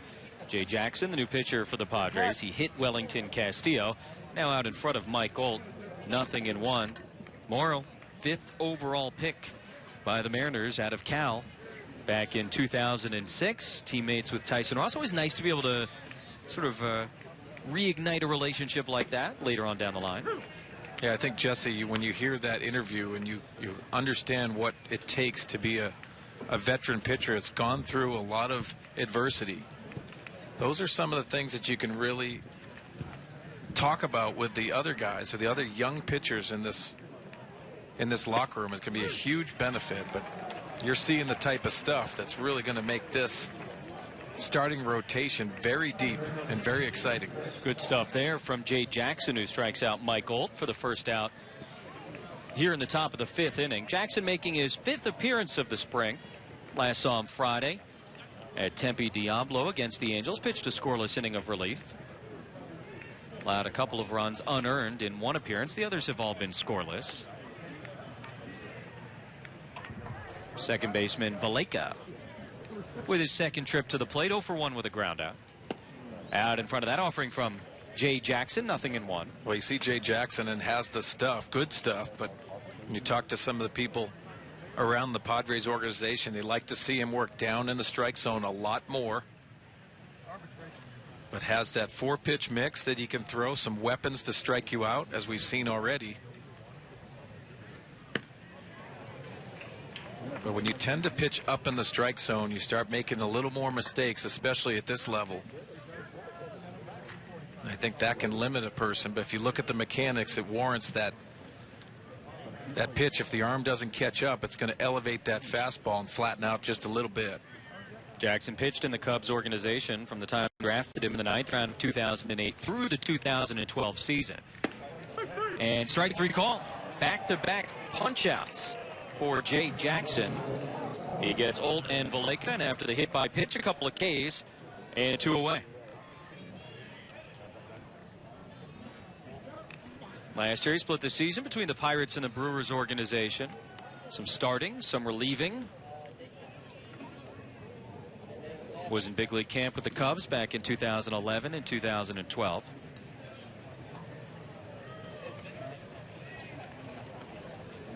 Alcantara. For the third time this afternoon, 1 for 2 with a single and a pop-up. And Jackson delivers strike 1. That's it, Jack. Padres have played a lot of close games so far this spring. Jumped all over the Cubs here this afternoon and doing most of the damage against John Lester, who had not walked anybody in his first couple of Cubs appearances and had not allowed any runs. That all changed today. Well, you didn't see the dominating stuff by John Lester, but I think it had a lot to do with the Padres hitters' approach to John Lester. Stayed off of that fastball in. Really hit mistakes today, and that is a key to a lot of success. And you're going to have to hit some real good starting left-handed pitchers in the National League West. Good practice. Probably run into Lester a time or two also between the games these teams play in the regular season. But this offense, no fluke today. The Padres have hit the ball well all spring. Second best team batting average in the National League. Second best slugging percentage in the National League. And sure, it's just spring training. But we all watched the offensive struggles last year. And so to be able to come out of the gate, even in Cactus League play, and have that kind of success at the plate through the first 12, now 13 games, you got to like that if you're Buddy Black and Marcotte and Alonzo Powell. You love it. I mean, it's the power in the middle of the lineup. A lot of people are talking about what's going to happen to the leadoff position. Well, you have Will Myers, who could make it 1-0 very quickly. Not a prototypical leadoff guy, but this is a style of offense that really needed that threat in the middle of the lineup. Let's be honest here. Will Myers, if something happens in the middle of the order, you can shift Will Myers to number 3 spot. He's a prototypical 3 hitter that can hopefully be in that guy that's going to be a 3 hitter for many years to come. Castillo goes on 3-2, and it's ball 4 up and away to Alcantara. So runners on first and second with 2 outs, and the left fielder Coughlin coming to the plate. Fox Sports Supports is proud to team up with Boys and Girls Clubs of America. Boys and Girls Clubs help young people to reach their full potential as productive, caring, and responsible citizens through programs that promote character and leadership, education, healthy lifestyles, and more. For more information, visit foxsportssupports.com. Coughlin 0 for 2. He struck out his last time up against Brandon Morrow, who started today. 4 shutout innings for the Padres starter. 3 hits. Didn't walk anybody. Couple of strikeouts. As he continues to try and lay his claim for the 5th spot in the Padre rotation. Jackson misses inside with the fastball at 95, 1-0. Coughlin's career got started with a bang back in 2009, National League Rookie of the Year with the Marlins. Hit .321 that season with 9 homers, 47 RBI. Yeah, real nice swing and nice approach, simple approach from the left side. Bounced around a little bit since then as he takes pitch outside, 2-0. Kind of an interesting career. Obviously bursting onto the scene with the Marlins, but then never really stuck all the way. And signed a minor league contract with the Cubs prior to last season. There's a strike from Jackson. Had a nice year with Chicago last year. Hit .283 in 125 games, 9 homers, 41 RBI. And like some of these Padre hitters, these young guys, it's easy when one organization gives up on somebody early on, even after success, to say, hey, that's it. That's obviously not always the case.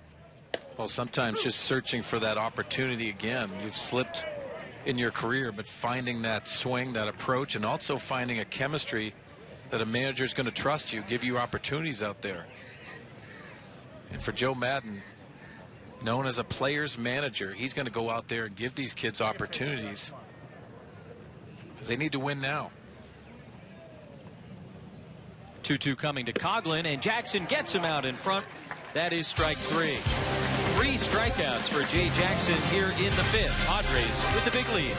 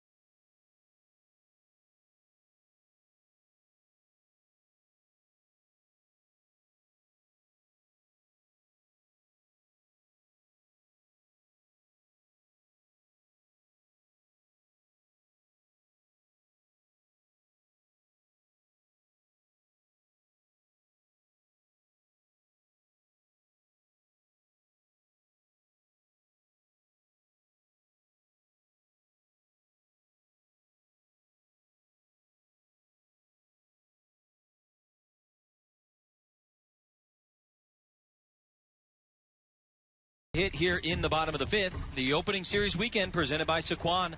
Right around the corner from Party in the Park on Friday, a post-game laser show on Saturday, and military opening day in Kids Fest on Sunday. It'll be an unforgettable weekend. Get your tickets today to experience the fun and watch the Padres take on the Giants. Tickets at padres.com/tickets. 4 to open up against the defending World Series champs at home. That is going to be excitement. It's going to be a different buzz in the city of San Diego. I'm looking forward to that. Nice day here on a Monday afternoon in Peoria. Cubs fans, Padres fans peacefully commingling in the West Valley as the veteran reliever Jason Mott on to pitch for the Cubs. Well, coming off Tommy John surgery with the Cardinals last year. Now he goes to the rival in the same division. This is a guy that has closer experience. You can see from the numbers in spring training, just trying to get his feet wet, get that fastball command. He likes to ride that fastball up in the strike zone. Will Middlebrooks has hit the ball really hard both times up. He doubled and scored in the second and flew out to center his last time up. And Mott's first pitch is a fastball inside. Middlebrooks got the uniform dirty early on today. A diving attempt in the field over at third base. He's been getting it done all spring. Fouls this one back out of play, 1-1.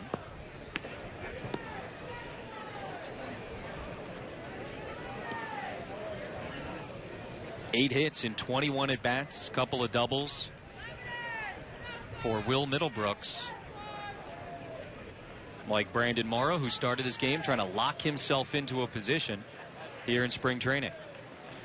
1-1. He gets tied up by that fastball from Jason Mott. 1-2.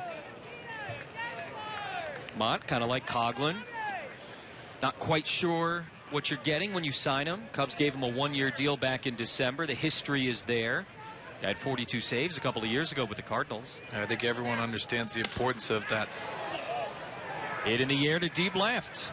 Coughlin is going back on the warning track. He makes the catch, and for the third time this afternoon, Will Middlebrooks hits the ball hard. Well, again, you're seeing some good approaches and quality at bats from Will Middlebrooks. It's such a good sign to see. There's a lot to like, and if you take a look at the swing, he just gets the barrel to the ball and just misses that just off the end of the bat. But again, you're seeing carry to the baseball. You're seeing that right-handed power. And who knows, some people like playing in Boston and some people like getting away from Boston into a different environment, and that might unlock Will Middlebrooks to bigger and better things. Will Venable singled and scored his last time up, had some nice base running. Turned a single into 2 bases after Soler bobbled the ball in right. Venable was watching it all the way and able to take the extra 90 feet. 0-1 from Mott is popped up on the right side. Valleca, the second baseman, 2 away.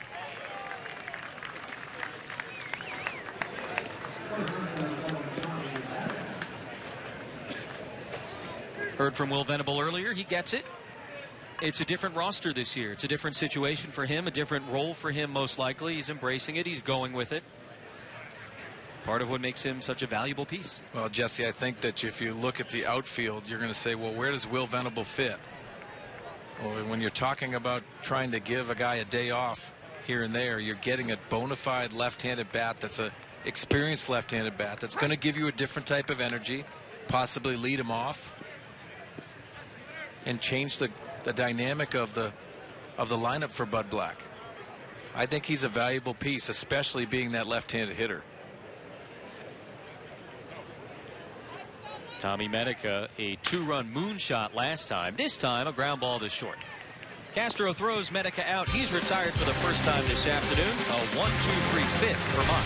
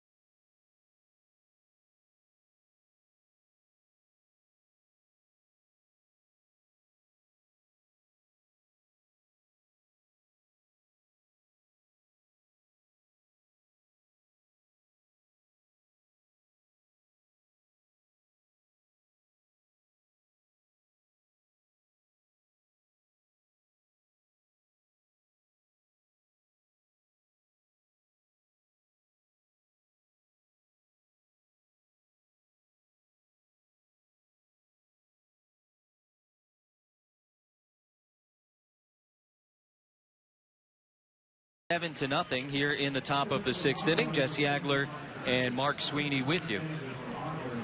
See Cody Decker, the new first baseman for the Padres. Bunch of changes here in the top of the 6th inning, including a new pitcher out on the mound for the Pods. It's the little left-hander. Saw him make his major league debut last year, Frank Garces. Showed very well last year in his opportunities, and you're looking for that left-hander that comes out of a mix of Albert Torres, also Chris Rierick. But Frank Garces did a nice job last year attacking the strike zone, throwing strikes. And Bud Black and his staff are trying to look for that lockdown lefty, left on left at the end of the ball game. So Frank Garces into the game and bench coach Dave Roberts into the telecast. Hey, you guys are killing me right now. I'm trying to do my job. You see the lineup card? Blackie's all over me. You got a lot of changes this inning, huh? A lot of changes. And I got, Josh Issue in the booth going to want the lineup, but that's okay. Okay. We can pass the lineup along to him. All right, good. This is fun, Doc. We appreciate you joining us. Enjoying the power display by a couple of your guys so far this afternoon? Yeah, no, absolutely. And Matt's been working with Kotz a lot, and for him to really come through and put a charge into one, that was good to see. It kept it fair, and obviously Middlebrooks has been swinging the bat really well, but all through the lineup, guys are putting up good at-bats against a quality starter, obviously. Dave, we've seen a lot of chemistry-driven things out in the field, and you're seeing some of the guys step up. But one of the common messages I hear throughout camp is that the star players are the hardest workers on here. Where does that come from, and how excited are you to have that example out in the field? I think if you script a roster and, as a coach, and you look at a team and, you want your best players to be the best workers and the leaders. And I think that, you bring in Shields and you bring in Kemp and Upton and, all these guys want to work and get better, and they're making everybody else better. So I think that as a young player in Major League camp, and you see these guys at 7 o'clock in the morning getting their work in, it sets the tone for sure. Talking about that work, Dave, I'm seeing a huge enthusiasm when we're out in the backfields, especially from the outfielders. A lot of people are worried about this defense, but you guys are putting the work in, and the energy is a top-notch level. It is, and I think that obviously that starts with Buddy. And, we're teachers first, and, we want to come in fresh every day and set a tone and an attitude, and we go out there and have fun. But we make sure we get our work in. Starlin Castro with a line drive base hit into center field. He had been 0 for 2. He's thinking about second, but Maven gets the ball back in quickly. Dave, want to go back to the defense thing a little bit. I think you ask a lot of people and you say, what's something that in your game you can really improve upon just through hard work? Defense is one of the first things you hear about. And we know the stories of Tony Gwynn and how hard he worked on his defense early on in his career.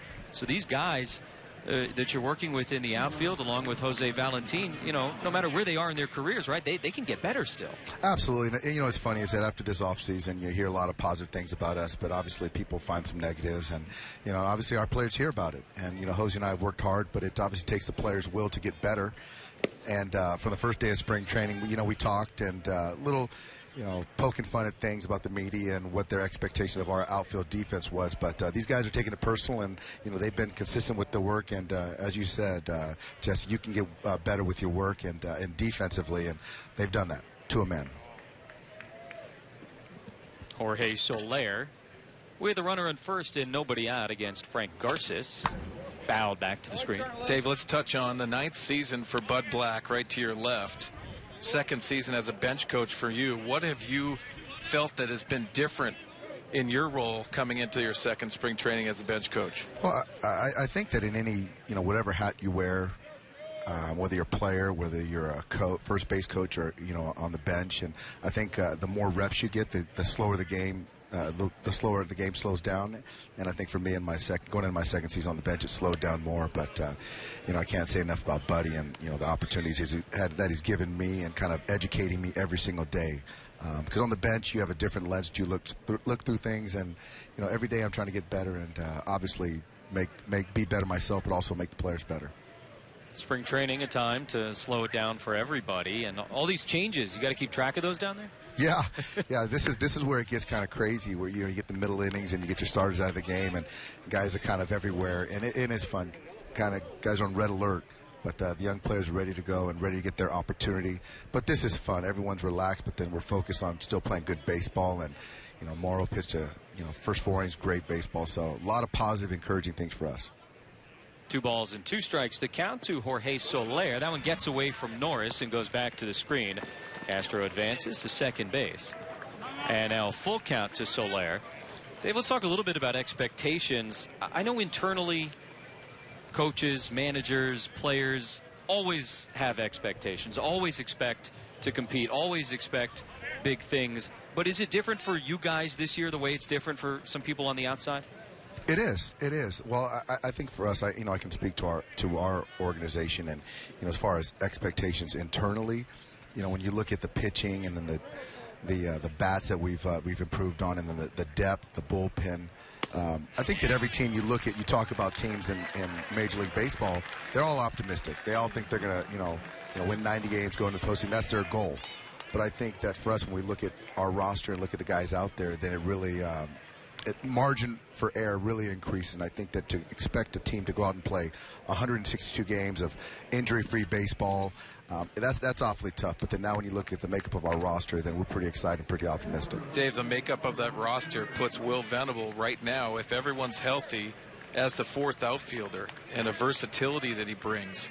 What are you going to have to say to Will Venable where he slips into that role of getting him prepared and getting him ready? Because you did that in the big leagues, and you were an everyday guy. But what's the advice you're going to give to Will Venable as you get some heat behind you as well? I think, honestly, that's the one of the guys that we really don't need to worry about as far as makeup. And, Will is on board. He's going to do whatever it takes to help us win a championship. So it's not something that Buddy or myself has to sit down with Will and explain his role. He's a guy that we really don't have to worry about. He gets his work in every day, and he's going to do whatever is asked of him. And I think that, honestly, whether it be Cameron Maybin or other guys that their roles might have changed a little bit, I think I can say the same thing. Chris Bryant with 2 on and none out. Big swing and a miss there. Norris keeps it in front of him. I guess, Dave Roberts, we got to ask you the question that is sort of the main topic, I think, for a lot of people when they're discussing the Padres, with all the new faces in the clubhouse, and you're in there every day with these players and chemistry and gelling and all of that. How's it going so far through these first few weeks of spring training? It's been great because I think that as a coach, you see things and hear things from the other side about certain players. And, I think that we've done a good job of waiting and developing our own opinions and thoughts. And as we get to know these guys, we couldn't be more excited about the character, the makeup. And, obviously AJ and his staff did a great job researching, obviously, the talent, the makeup, and the character of all these guys. And the way that these guys have come together has been pretty impressive. They've got dinners together, golf outings and stuff like that, and it's really fun to watch the dynamic and watch these guys gel. 1-2 to Bryant, fouled off. How important is that? And I think a lot of people, they say, hey, a guy, he's a stat. He's just he's a number on a sheet. Stuff's important, isn't it? It is. What it's funny is there's that old question that what comes first, chemistry or winning, which breeds which.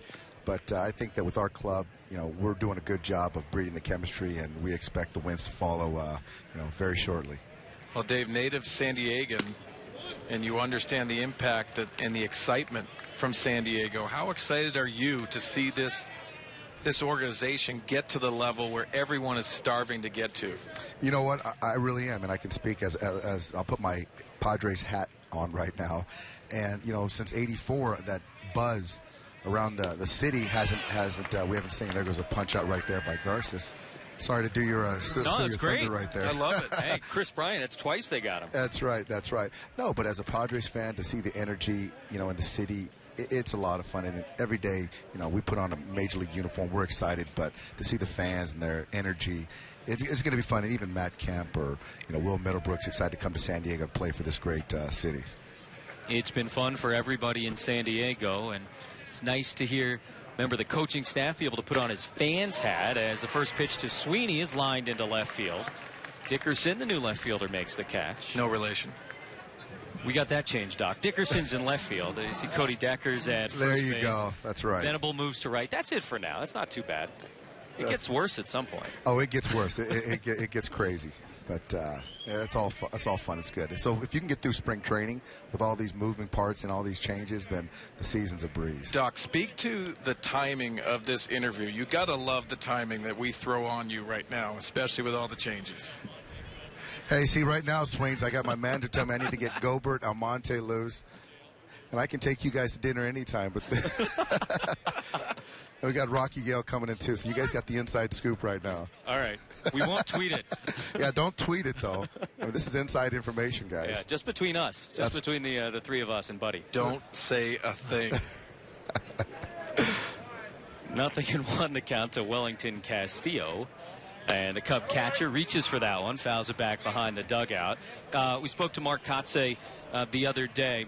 This coaching staff, a new face there as well, but obviously a familiar face.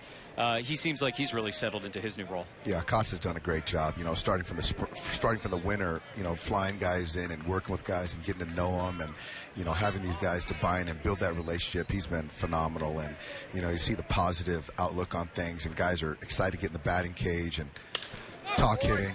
There you go. Pop up. Shallow left field. Long run for Dickerson, but Alexi Amarista, he gets called off, and Dickerson in the sun makes the catch and left. Dave Roberts, many thanks. Appreciate your time. All right, guys. Thanks for having me. All right, we'll keep our eyes out for Rocky Gale coming into the game. 7-0 Padres, 5.5 in.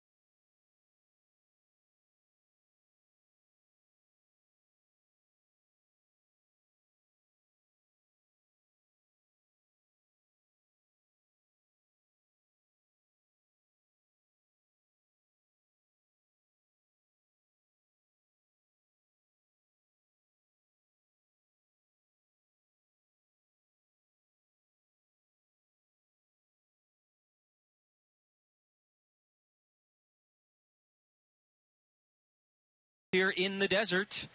I know some desert-like weather back in San Diego. Stay cool. Friday, Fox Sports San Diego sits down with the 2015 Padres season preview show. Get a unique perspective on A.J. Preller through the eyes of his mentor, plus Matt Kemp and Justin Upton talk with Chris Budden for an in-depth look at their expectations for the upcoming season. All this and more Friday at 10 after the game on Fox Sports San Diego. SPF a lot here in Peoria this afternoon, like most days. So far this afternoon, so good against the Chicago Cubs. Padres roughing up John Lester and getting 4 shutout innings from Brandon Morrow. Matt Kemp with a home run. Tommy Medica with a home run. Will Middlebrooks with a couple of well-hit balls. And now Joseph Ortiz on to face the Padres here in the 6th. And Pepe Negro would call him JoJo. Yes, he would. The way he calls Joe Madden JoJo. Alexi Amarista takes strike 1. Ortiz, a left-hander, pitched in the big leagues back in 2013. Did so with Texas. Had a 4.23 ERA and a 2-2 record out of the bullpen.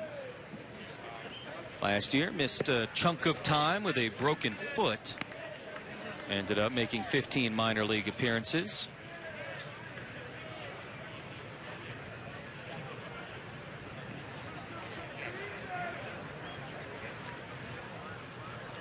Amarista waits for the 1-2 and misses a little bit outside. 2 balls and 2 strikes.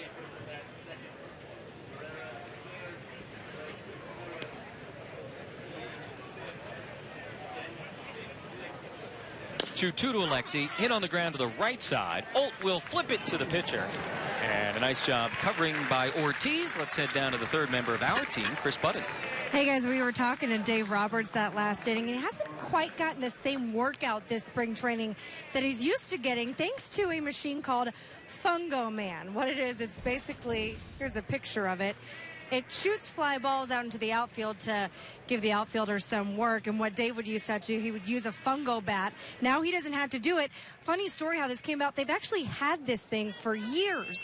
And it sat in a closet just picking up dust because no one knew how to use it.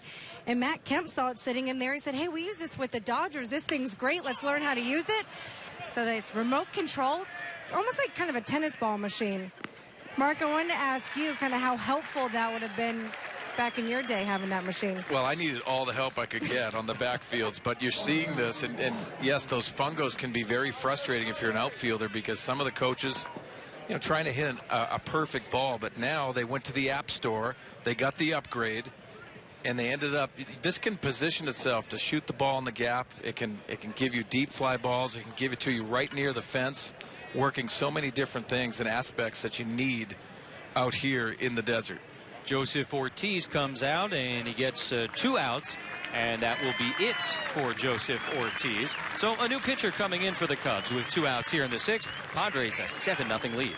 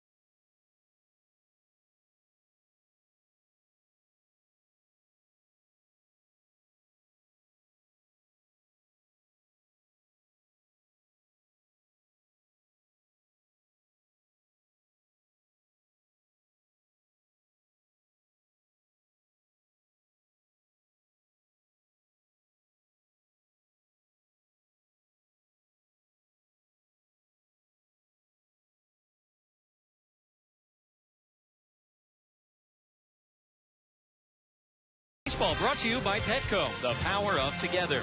By Kaiser Permanente, Thrive. And by Harrah's Resort, Southern California.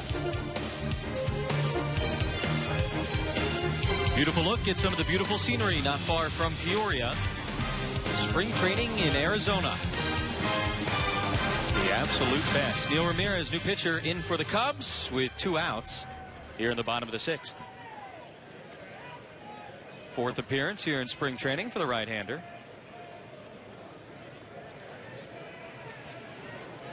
Joseph Ortiz began the inning, got a couple of outs, and so a little bit of situational baseball for Joe Maddon, even with the score as it is.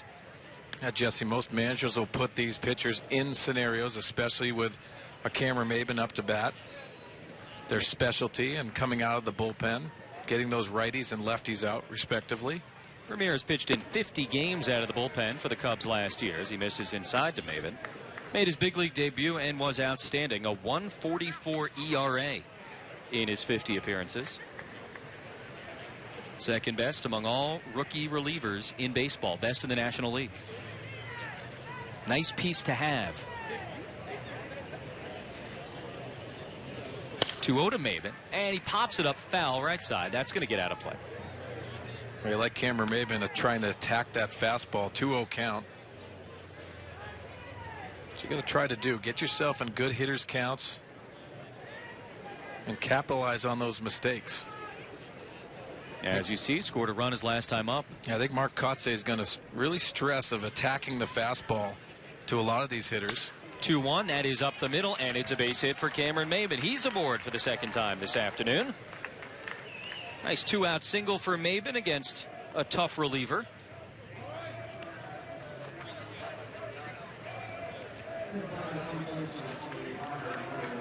Well, on the 2-0 count, he goes after the fastball, and then he gets another one. Gets that foot down early and uses the middle of the field.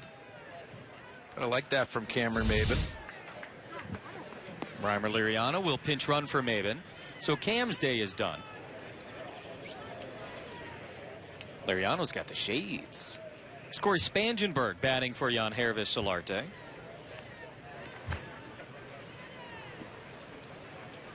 And he takes a fastball outside.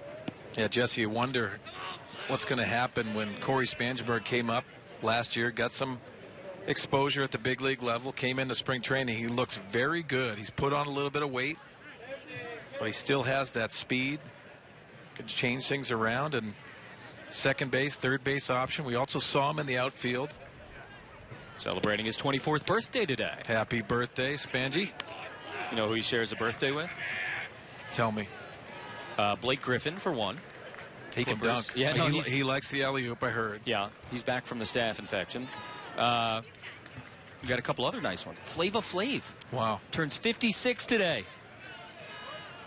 Happy birthday, Flav. It's your guy. 2-0 to Spangenberg. No relation. Left side. Dent is the third baseman, and he makes the catch for the third out of the inning. No runs, a hit, and a man left. Padres with the big lead.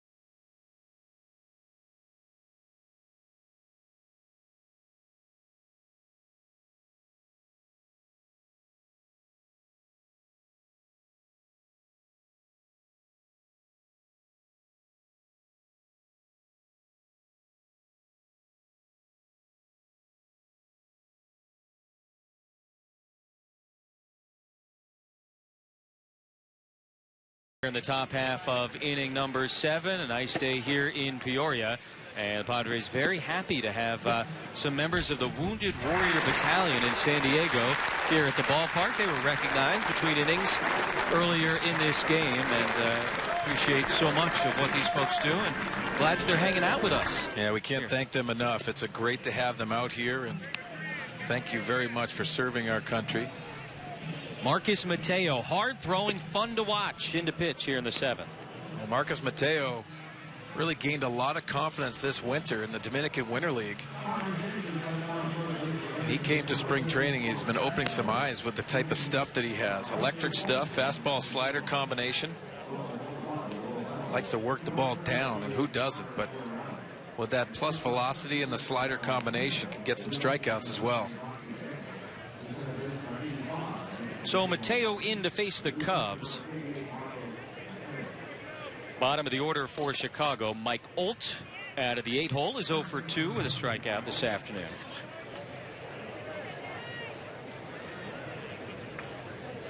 And Mateo's first pitch is a 94-mile-per-hour fastball out of play. 0-1. Padres did some serious damage offensively earlier in this game. 7 runs on 10 hits, including a couple of long balls.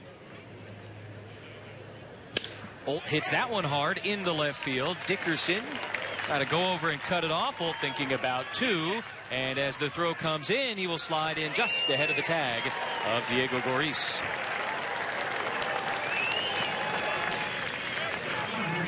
Mike Olt leadoff double here in the 7th. Well, Mike Olt gets this slider that hangs over the middle of the plate. Fastball previously, and that hangs over. Make the adjustment. Nice swing by Olt.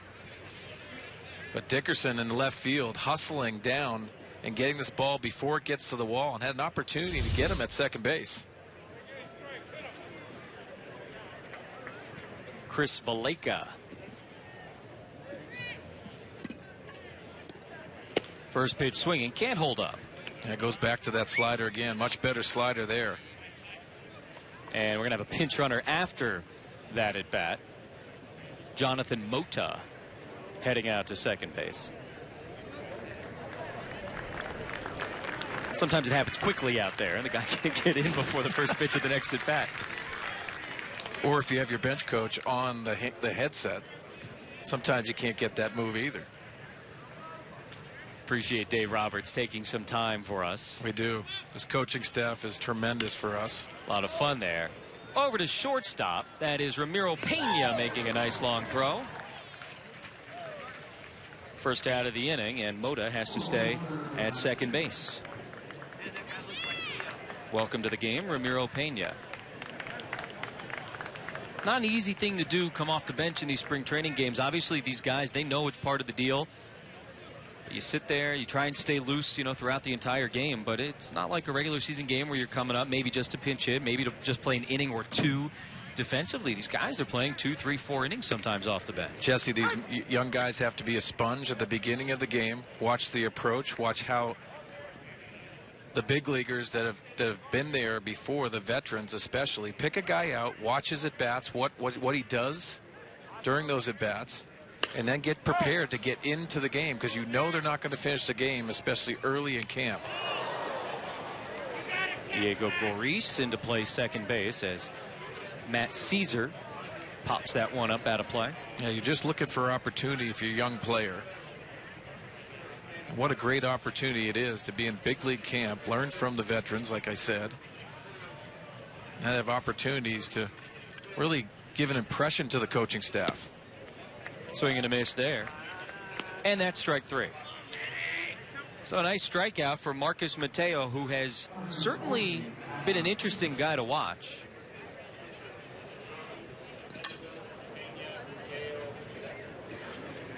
And Chambers will come to hit with 2 outs and a man on first. Man on second, excuse me.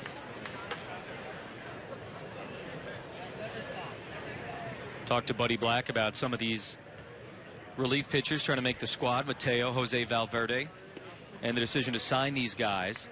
They said, yeah, it's part history. They got to have a resume, and it's part form and how they're going kind of right now, and both Valverde and this guy Mateo, excellent winter league action, and they get the opportunity based on that and what they've been able to do previously, kind of like Jason Mott in the Cubs situation. Yeah, and you have surplus, which is competition, and that's a good thing. You could see a lot of injuries that are creeping up in different organizations as we go through spring training.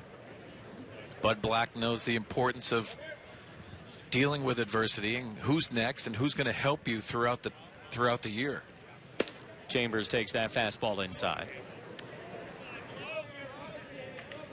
As Mark Loretta, our good friend, our colleague, but now he's a little more responsibility within the organization. Players love talking to him. That was a pro's pro there. A lot of knowledge from Mark. Ball and a strike with 2 outs. Mateo checks Mota, comes home, and there's a hot shot over to second. No problem for Diego Goris. He throws him out, and the side is retired. Stretch time in Peoria. Padres with a 7-run lead.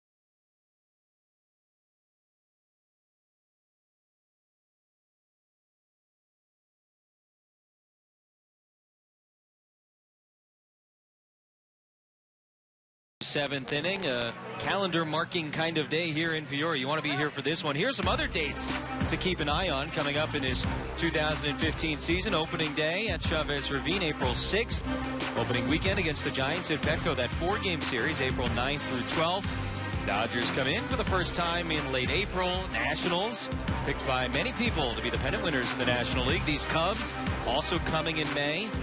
Short trip up to L.A. to take on the Halos in Anaheim late May.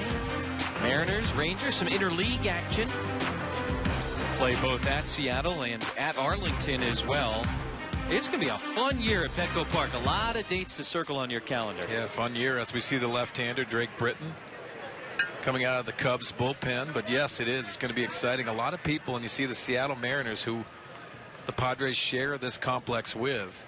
That's the team that they look like, the Kansas City Royals, possibly being that type of story this year with the talent that they brought in. Alex Dickerson, first pitch swinging in the air, high to left center field. Caesar is the center fielder. He backs off, and the catch is made by Chambers in left. One away. This copyrighted telecast is presented by the authority of the San Diego Padres. It may not be reproduced or retransmitted in any form, and the accounts and descriptions of this game may not be disseminated without the express written consent of the San Diego Padres. Nicely done. One out. Abraham Almonte going to come to the plate for the first time. Britton has got the beard, the tats, the big left arm. Almonte right-handed against him. And he takes strike one.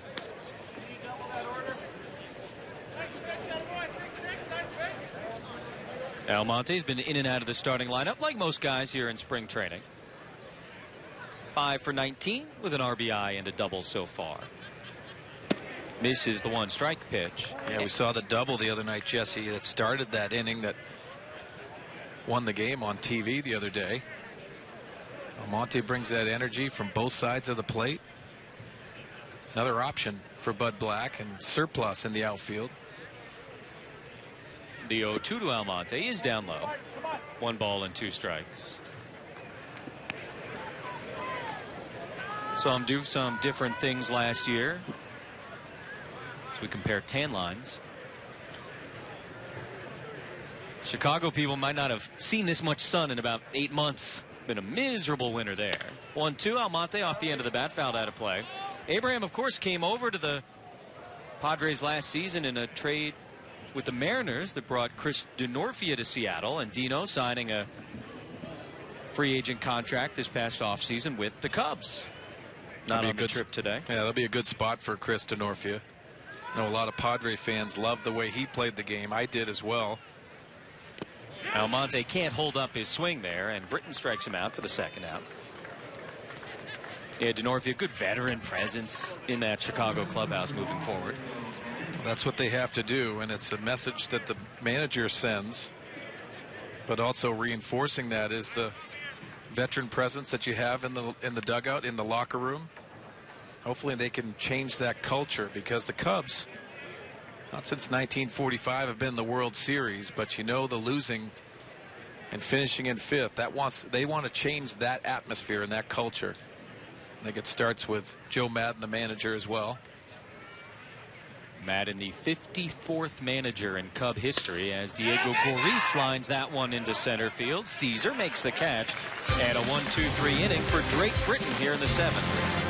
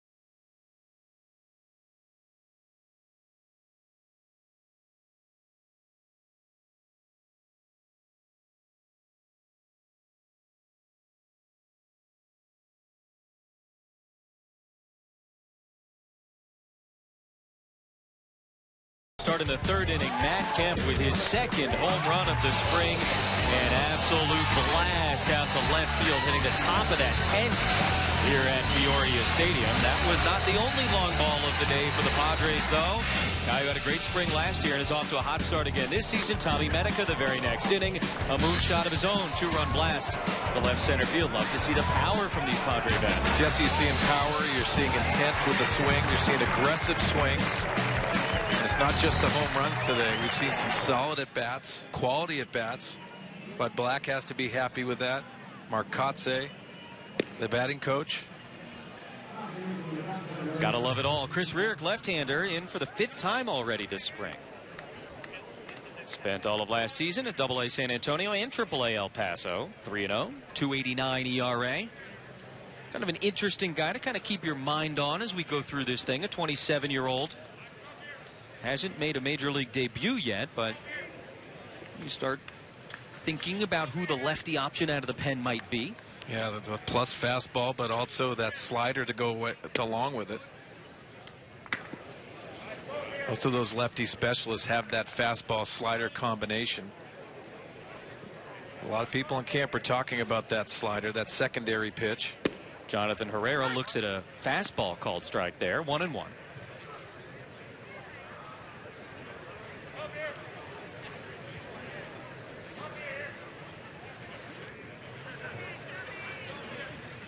And that's roped into left field for a base hit. So Herrera leadoff single against Chris Rierick here in the 8th.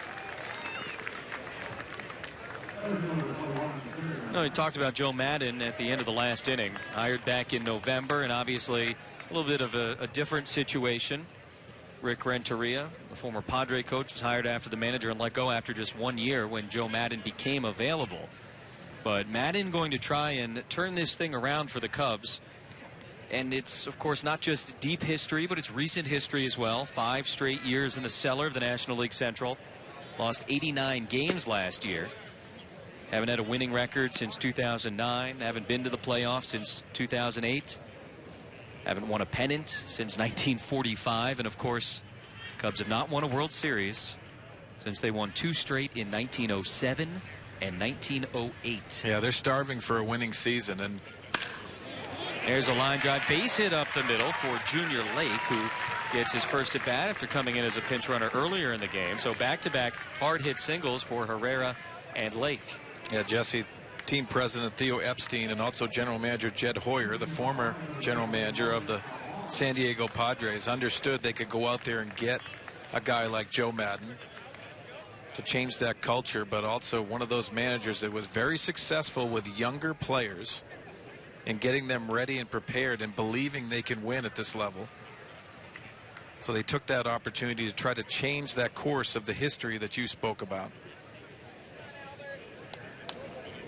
So Joe Maddon trying to do something that no Cub manager since Frank Chance has done, and that's win a World Series. But they're just getting started as Rierick delivers strike 1 to Chris Bryant. This guy, of course, a big part of why people all around baseball think the Cubs going to have several years here where they can sort of build towards that apex.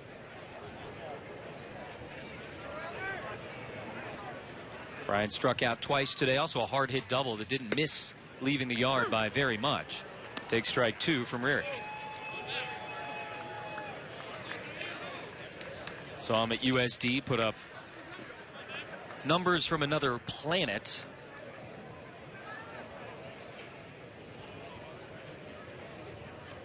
Albert Almora, sorry about that. Chris Bryant out of the game. He'll get some rest, and Almora tops it foul. Well, I mean, it's easy to talk about a Chris Bryant. Sure. Because if you think of what Coach Rich Hill has done at University of San Diego and the type of talent that he's produced coming out of that great program, I think a lot of our Padre fans have kept in touch with. Chris Bryant's one of those presence guys that I think Joe Maddon is going to be very excited about penciling him into the lineup no matter where he plays. Very good athlete. Almora checks his swing there. I think it actually went off the knob of the bat, and the foul ball keeps it 0-2. But I think the point we have to make too, Jesse, and we're talking about the Cubs and how excited a lot of people in baseball are excited about the opportunities, but there's a lot of prospects that are trying to get to that big league level, but sometimes all those prospects put up numbers in the minor leagues that really doesn't translate to the big league level.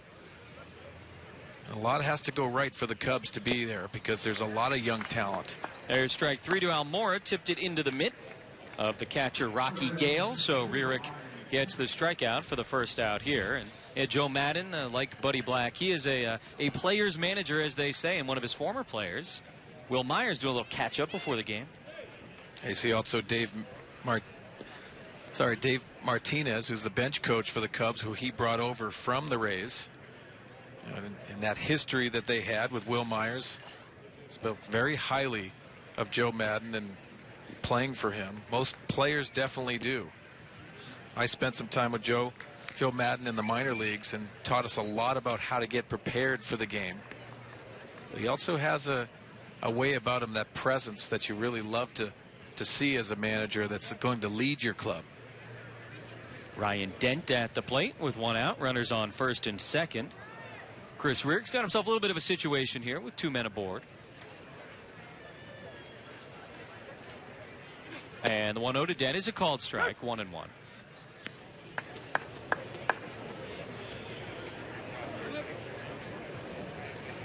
One of the great characters and personalities in the game.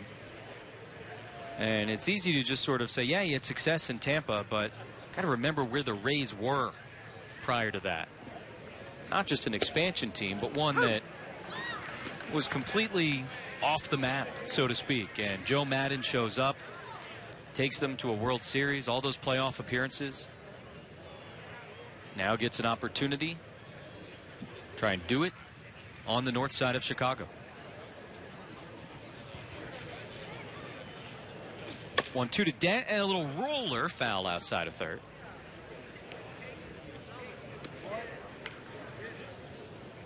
Well, we saw the starting pitcher for the Chicago Cubs, John Lester, who signed a big contract, and I'm sure one of the factors involved with that was having a manager like Joe Maddon come in and know you're going in the right direction, getting those promises and all of those things that you talk about, what direction the club is going to go. And that has to be a factor in choosing the right place to go sign a free agent contract like that. Just misses to Dent. Yeah, for the GM's office and Theo Epstein and Jed Hoyer and Joe Maddon down on the bench. It's almost like a chemistry experiment, and you pull this lever and you see what happens, and you pour something into there and you see what happens, and you bring in a Lester, and you've got all these great prospects and the international guys and the 11 first-round picks that are in camp with the Cubs this year.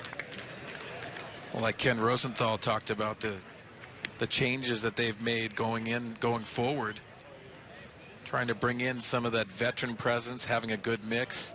David Ross, who's a former Padre and also in Boston, is brought over as that complement to the catching. Montero from Arizona is brought over for the left-handed hitting. They have some talent there to go along with this young talent. 3-2 coming to Ryan Dent, and he swings and misses. Back-to-back strikeouts for Chris Rierick. 2 away. MLB.TV Premium, the #1 live streaming sports service, is now available. Join the millions of subscribers. Watch every out-of-market game live in true HD on over 400 devices. Visit MLB.TV for details. Smart. You got to shade your face from the sun. The sun moves, so the brim of the cap has to move. SPF. And get creative. Taylor Teagarden, the catcher, comes in. His first at bat, and he takes outside from Rierick. Teagarden, a veteran guy. Was up with the Mets last year. Bounced around a little bit.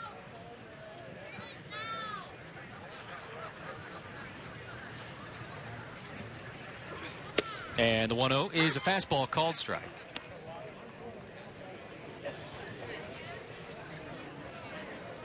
Teagarden signed a minor league deal back in December. Not just the Mets, a couple years with the Orioles, Texas before that. 202 career hitter in 172 big league games, spread out from 2008 through 2014. A lot of catchers in camp for the Cubs, and you're just talking about some of them. I don't think anybody would be surprised if they moved a guy in Wellington Castillo who started today. His name has been out there a lot.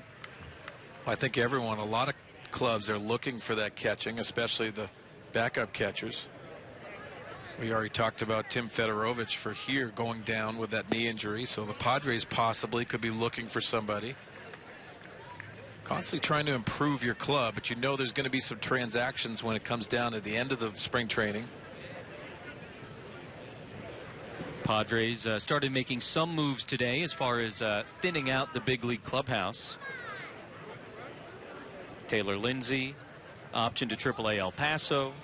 The infielder, the pitcher, Tehran Guerrero, option to AA San Antonio. And the 3-1 to Teagarden, misses high outside. So a little bit more trouble for Chris Rierick here in the 8th. Bases loaded, 2 outs. And Jonathan Mota coming to the plate.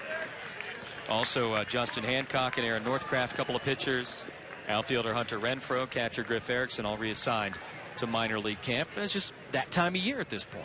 Yeah, the guys go down there to get ready for their minor league season, but you also have the opportunity to get your everyday guys, and the guys are going to be on your major league roster possibly. to get more at bats. They're playing longer into games moving forward. You'll see more transactions as spring training keeps going. Jonathan Mota, first pitch swinging at third base. Spangenberg goes the short way, and Chris Rierick gets out of it. Cubs leave the bases loaded here in the 8th.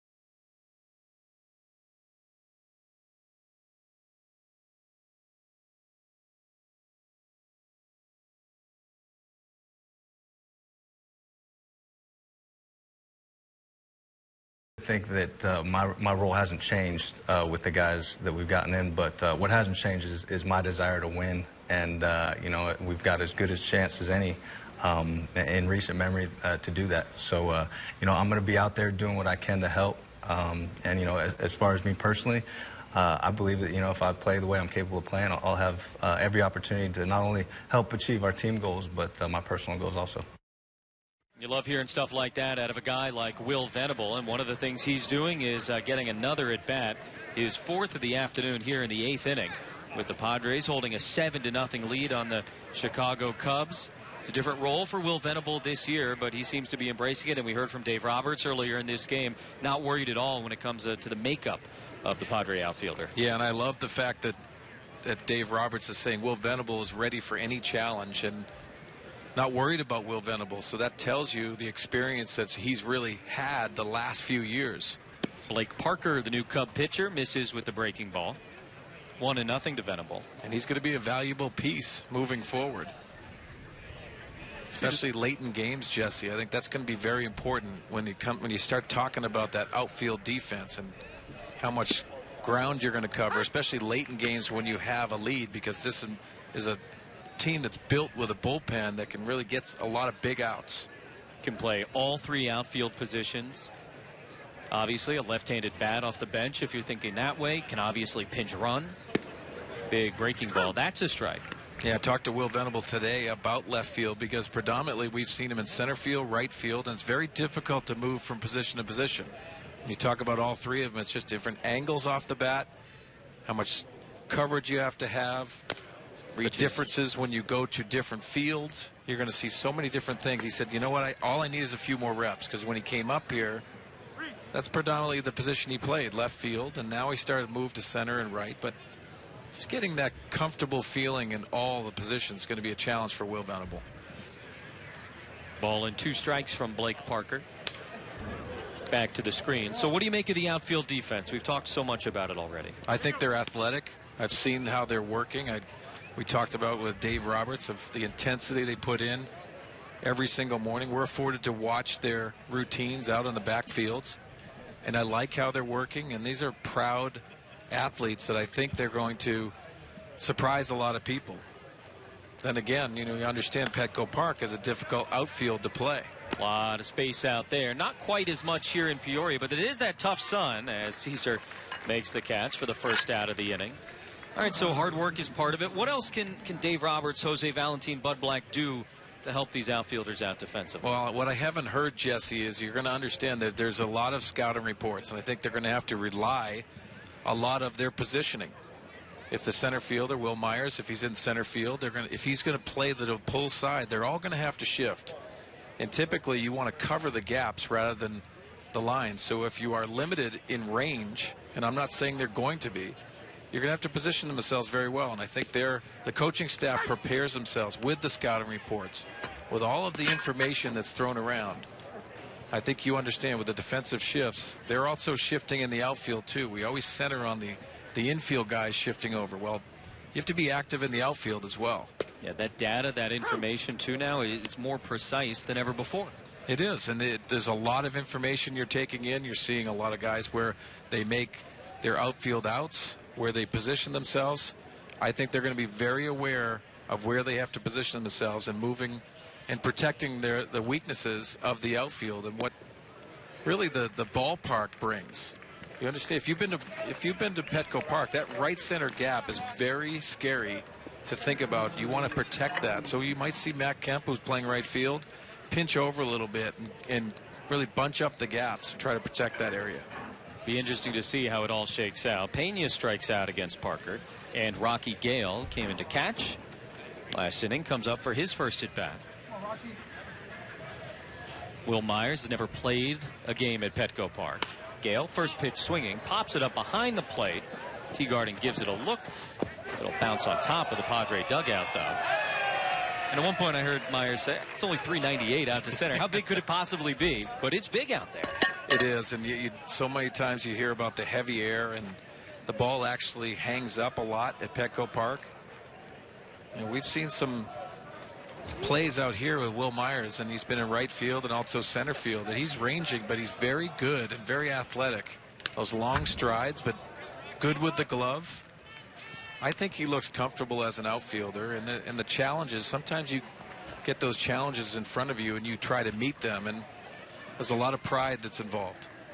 See the numbers in the minor leagues last season for Rocky Gale. Just one at bat for him so far here in spring training. He singled. Another foul ball back to the screen. You see a guy here spent all of last season with AAA El Paso. Had a nice year at the plate. 303 average, 77 games. Played winter ball this year, but not in the Caribbean like most guys do. We're down in South America. He played in Australia this winter. Swings and misses there, and he strikes out. So a 1-2-3 inning for Blake Parker here in the 8th. And the Padres try and finish this one off. 3 outs to go.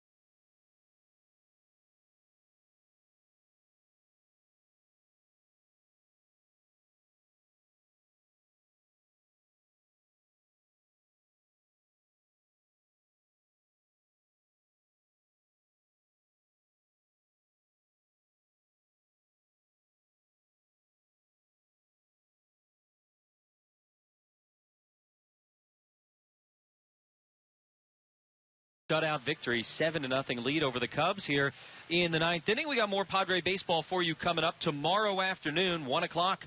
Brewers and the Padres. James Shields will be on the mound for San Diego. And if you haven't seen him pitch yet in a Padre uniform, well, it has been fun so far. It's been fun so far. He brings a different attitude to the pitching mound. I'm so excited to see him pitch tomorrow.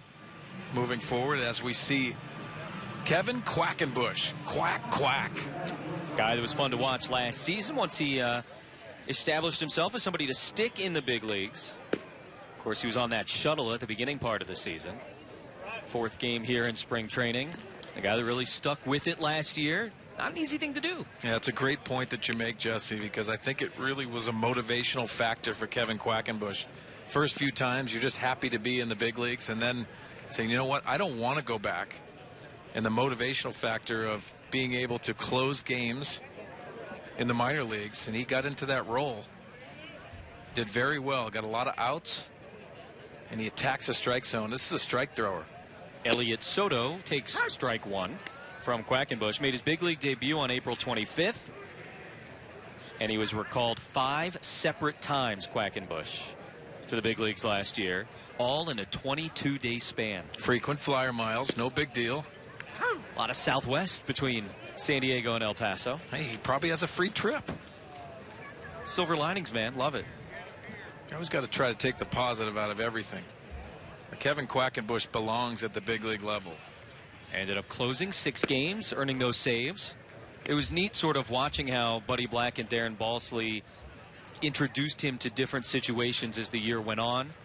Closed out a couple of games that weren't save situations, big leads, that kind of thing, and eventually into those save opportunities. Yeah, you saw the trust factor as this ground ball goes to second base. You saw the trust factor from Bud Black and his staff, putting him in tougher situations, closing out games.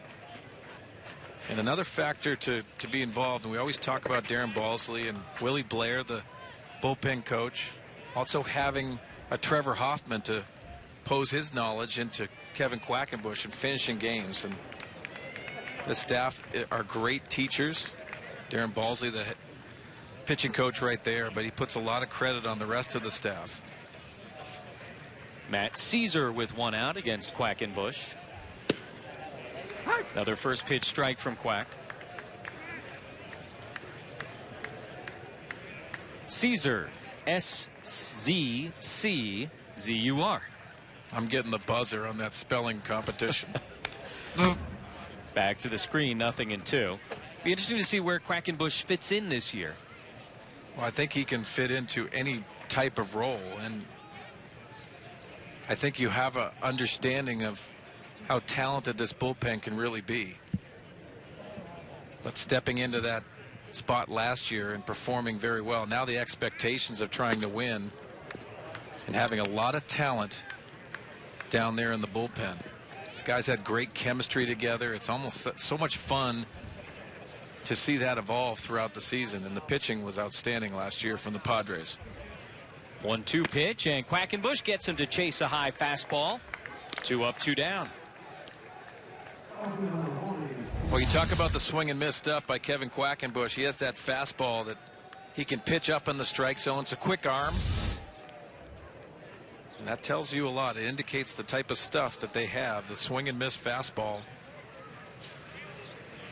But he gets ahead, and there's so many options to put hitters away when you pitch ahead. Adron Chambers, last chance for the Cubs, as Quackenbush tries to finish this one off.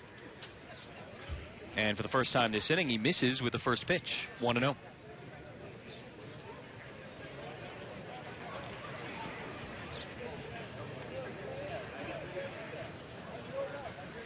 Chambers playing left field this afternoon. Chopper back to Quackenbush. And for the 3rd time this spring, the Padre pitching staff puts together a shutout. 7-0 the final. Back with more from Peoria right after this.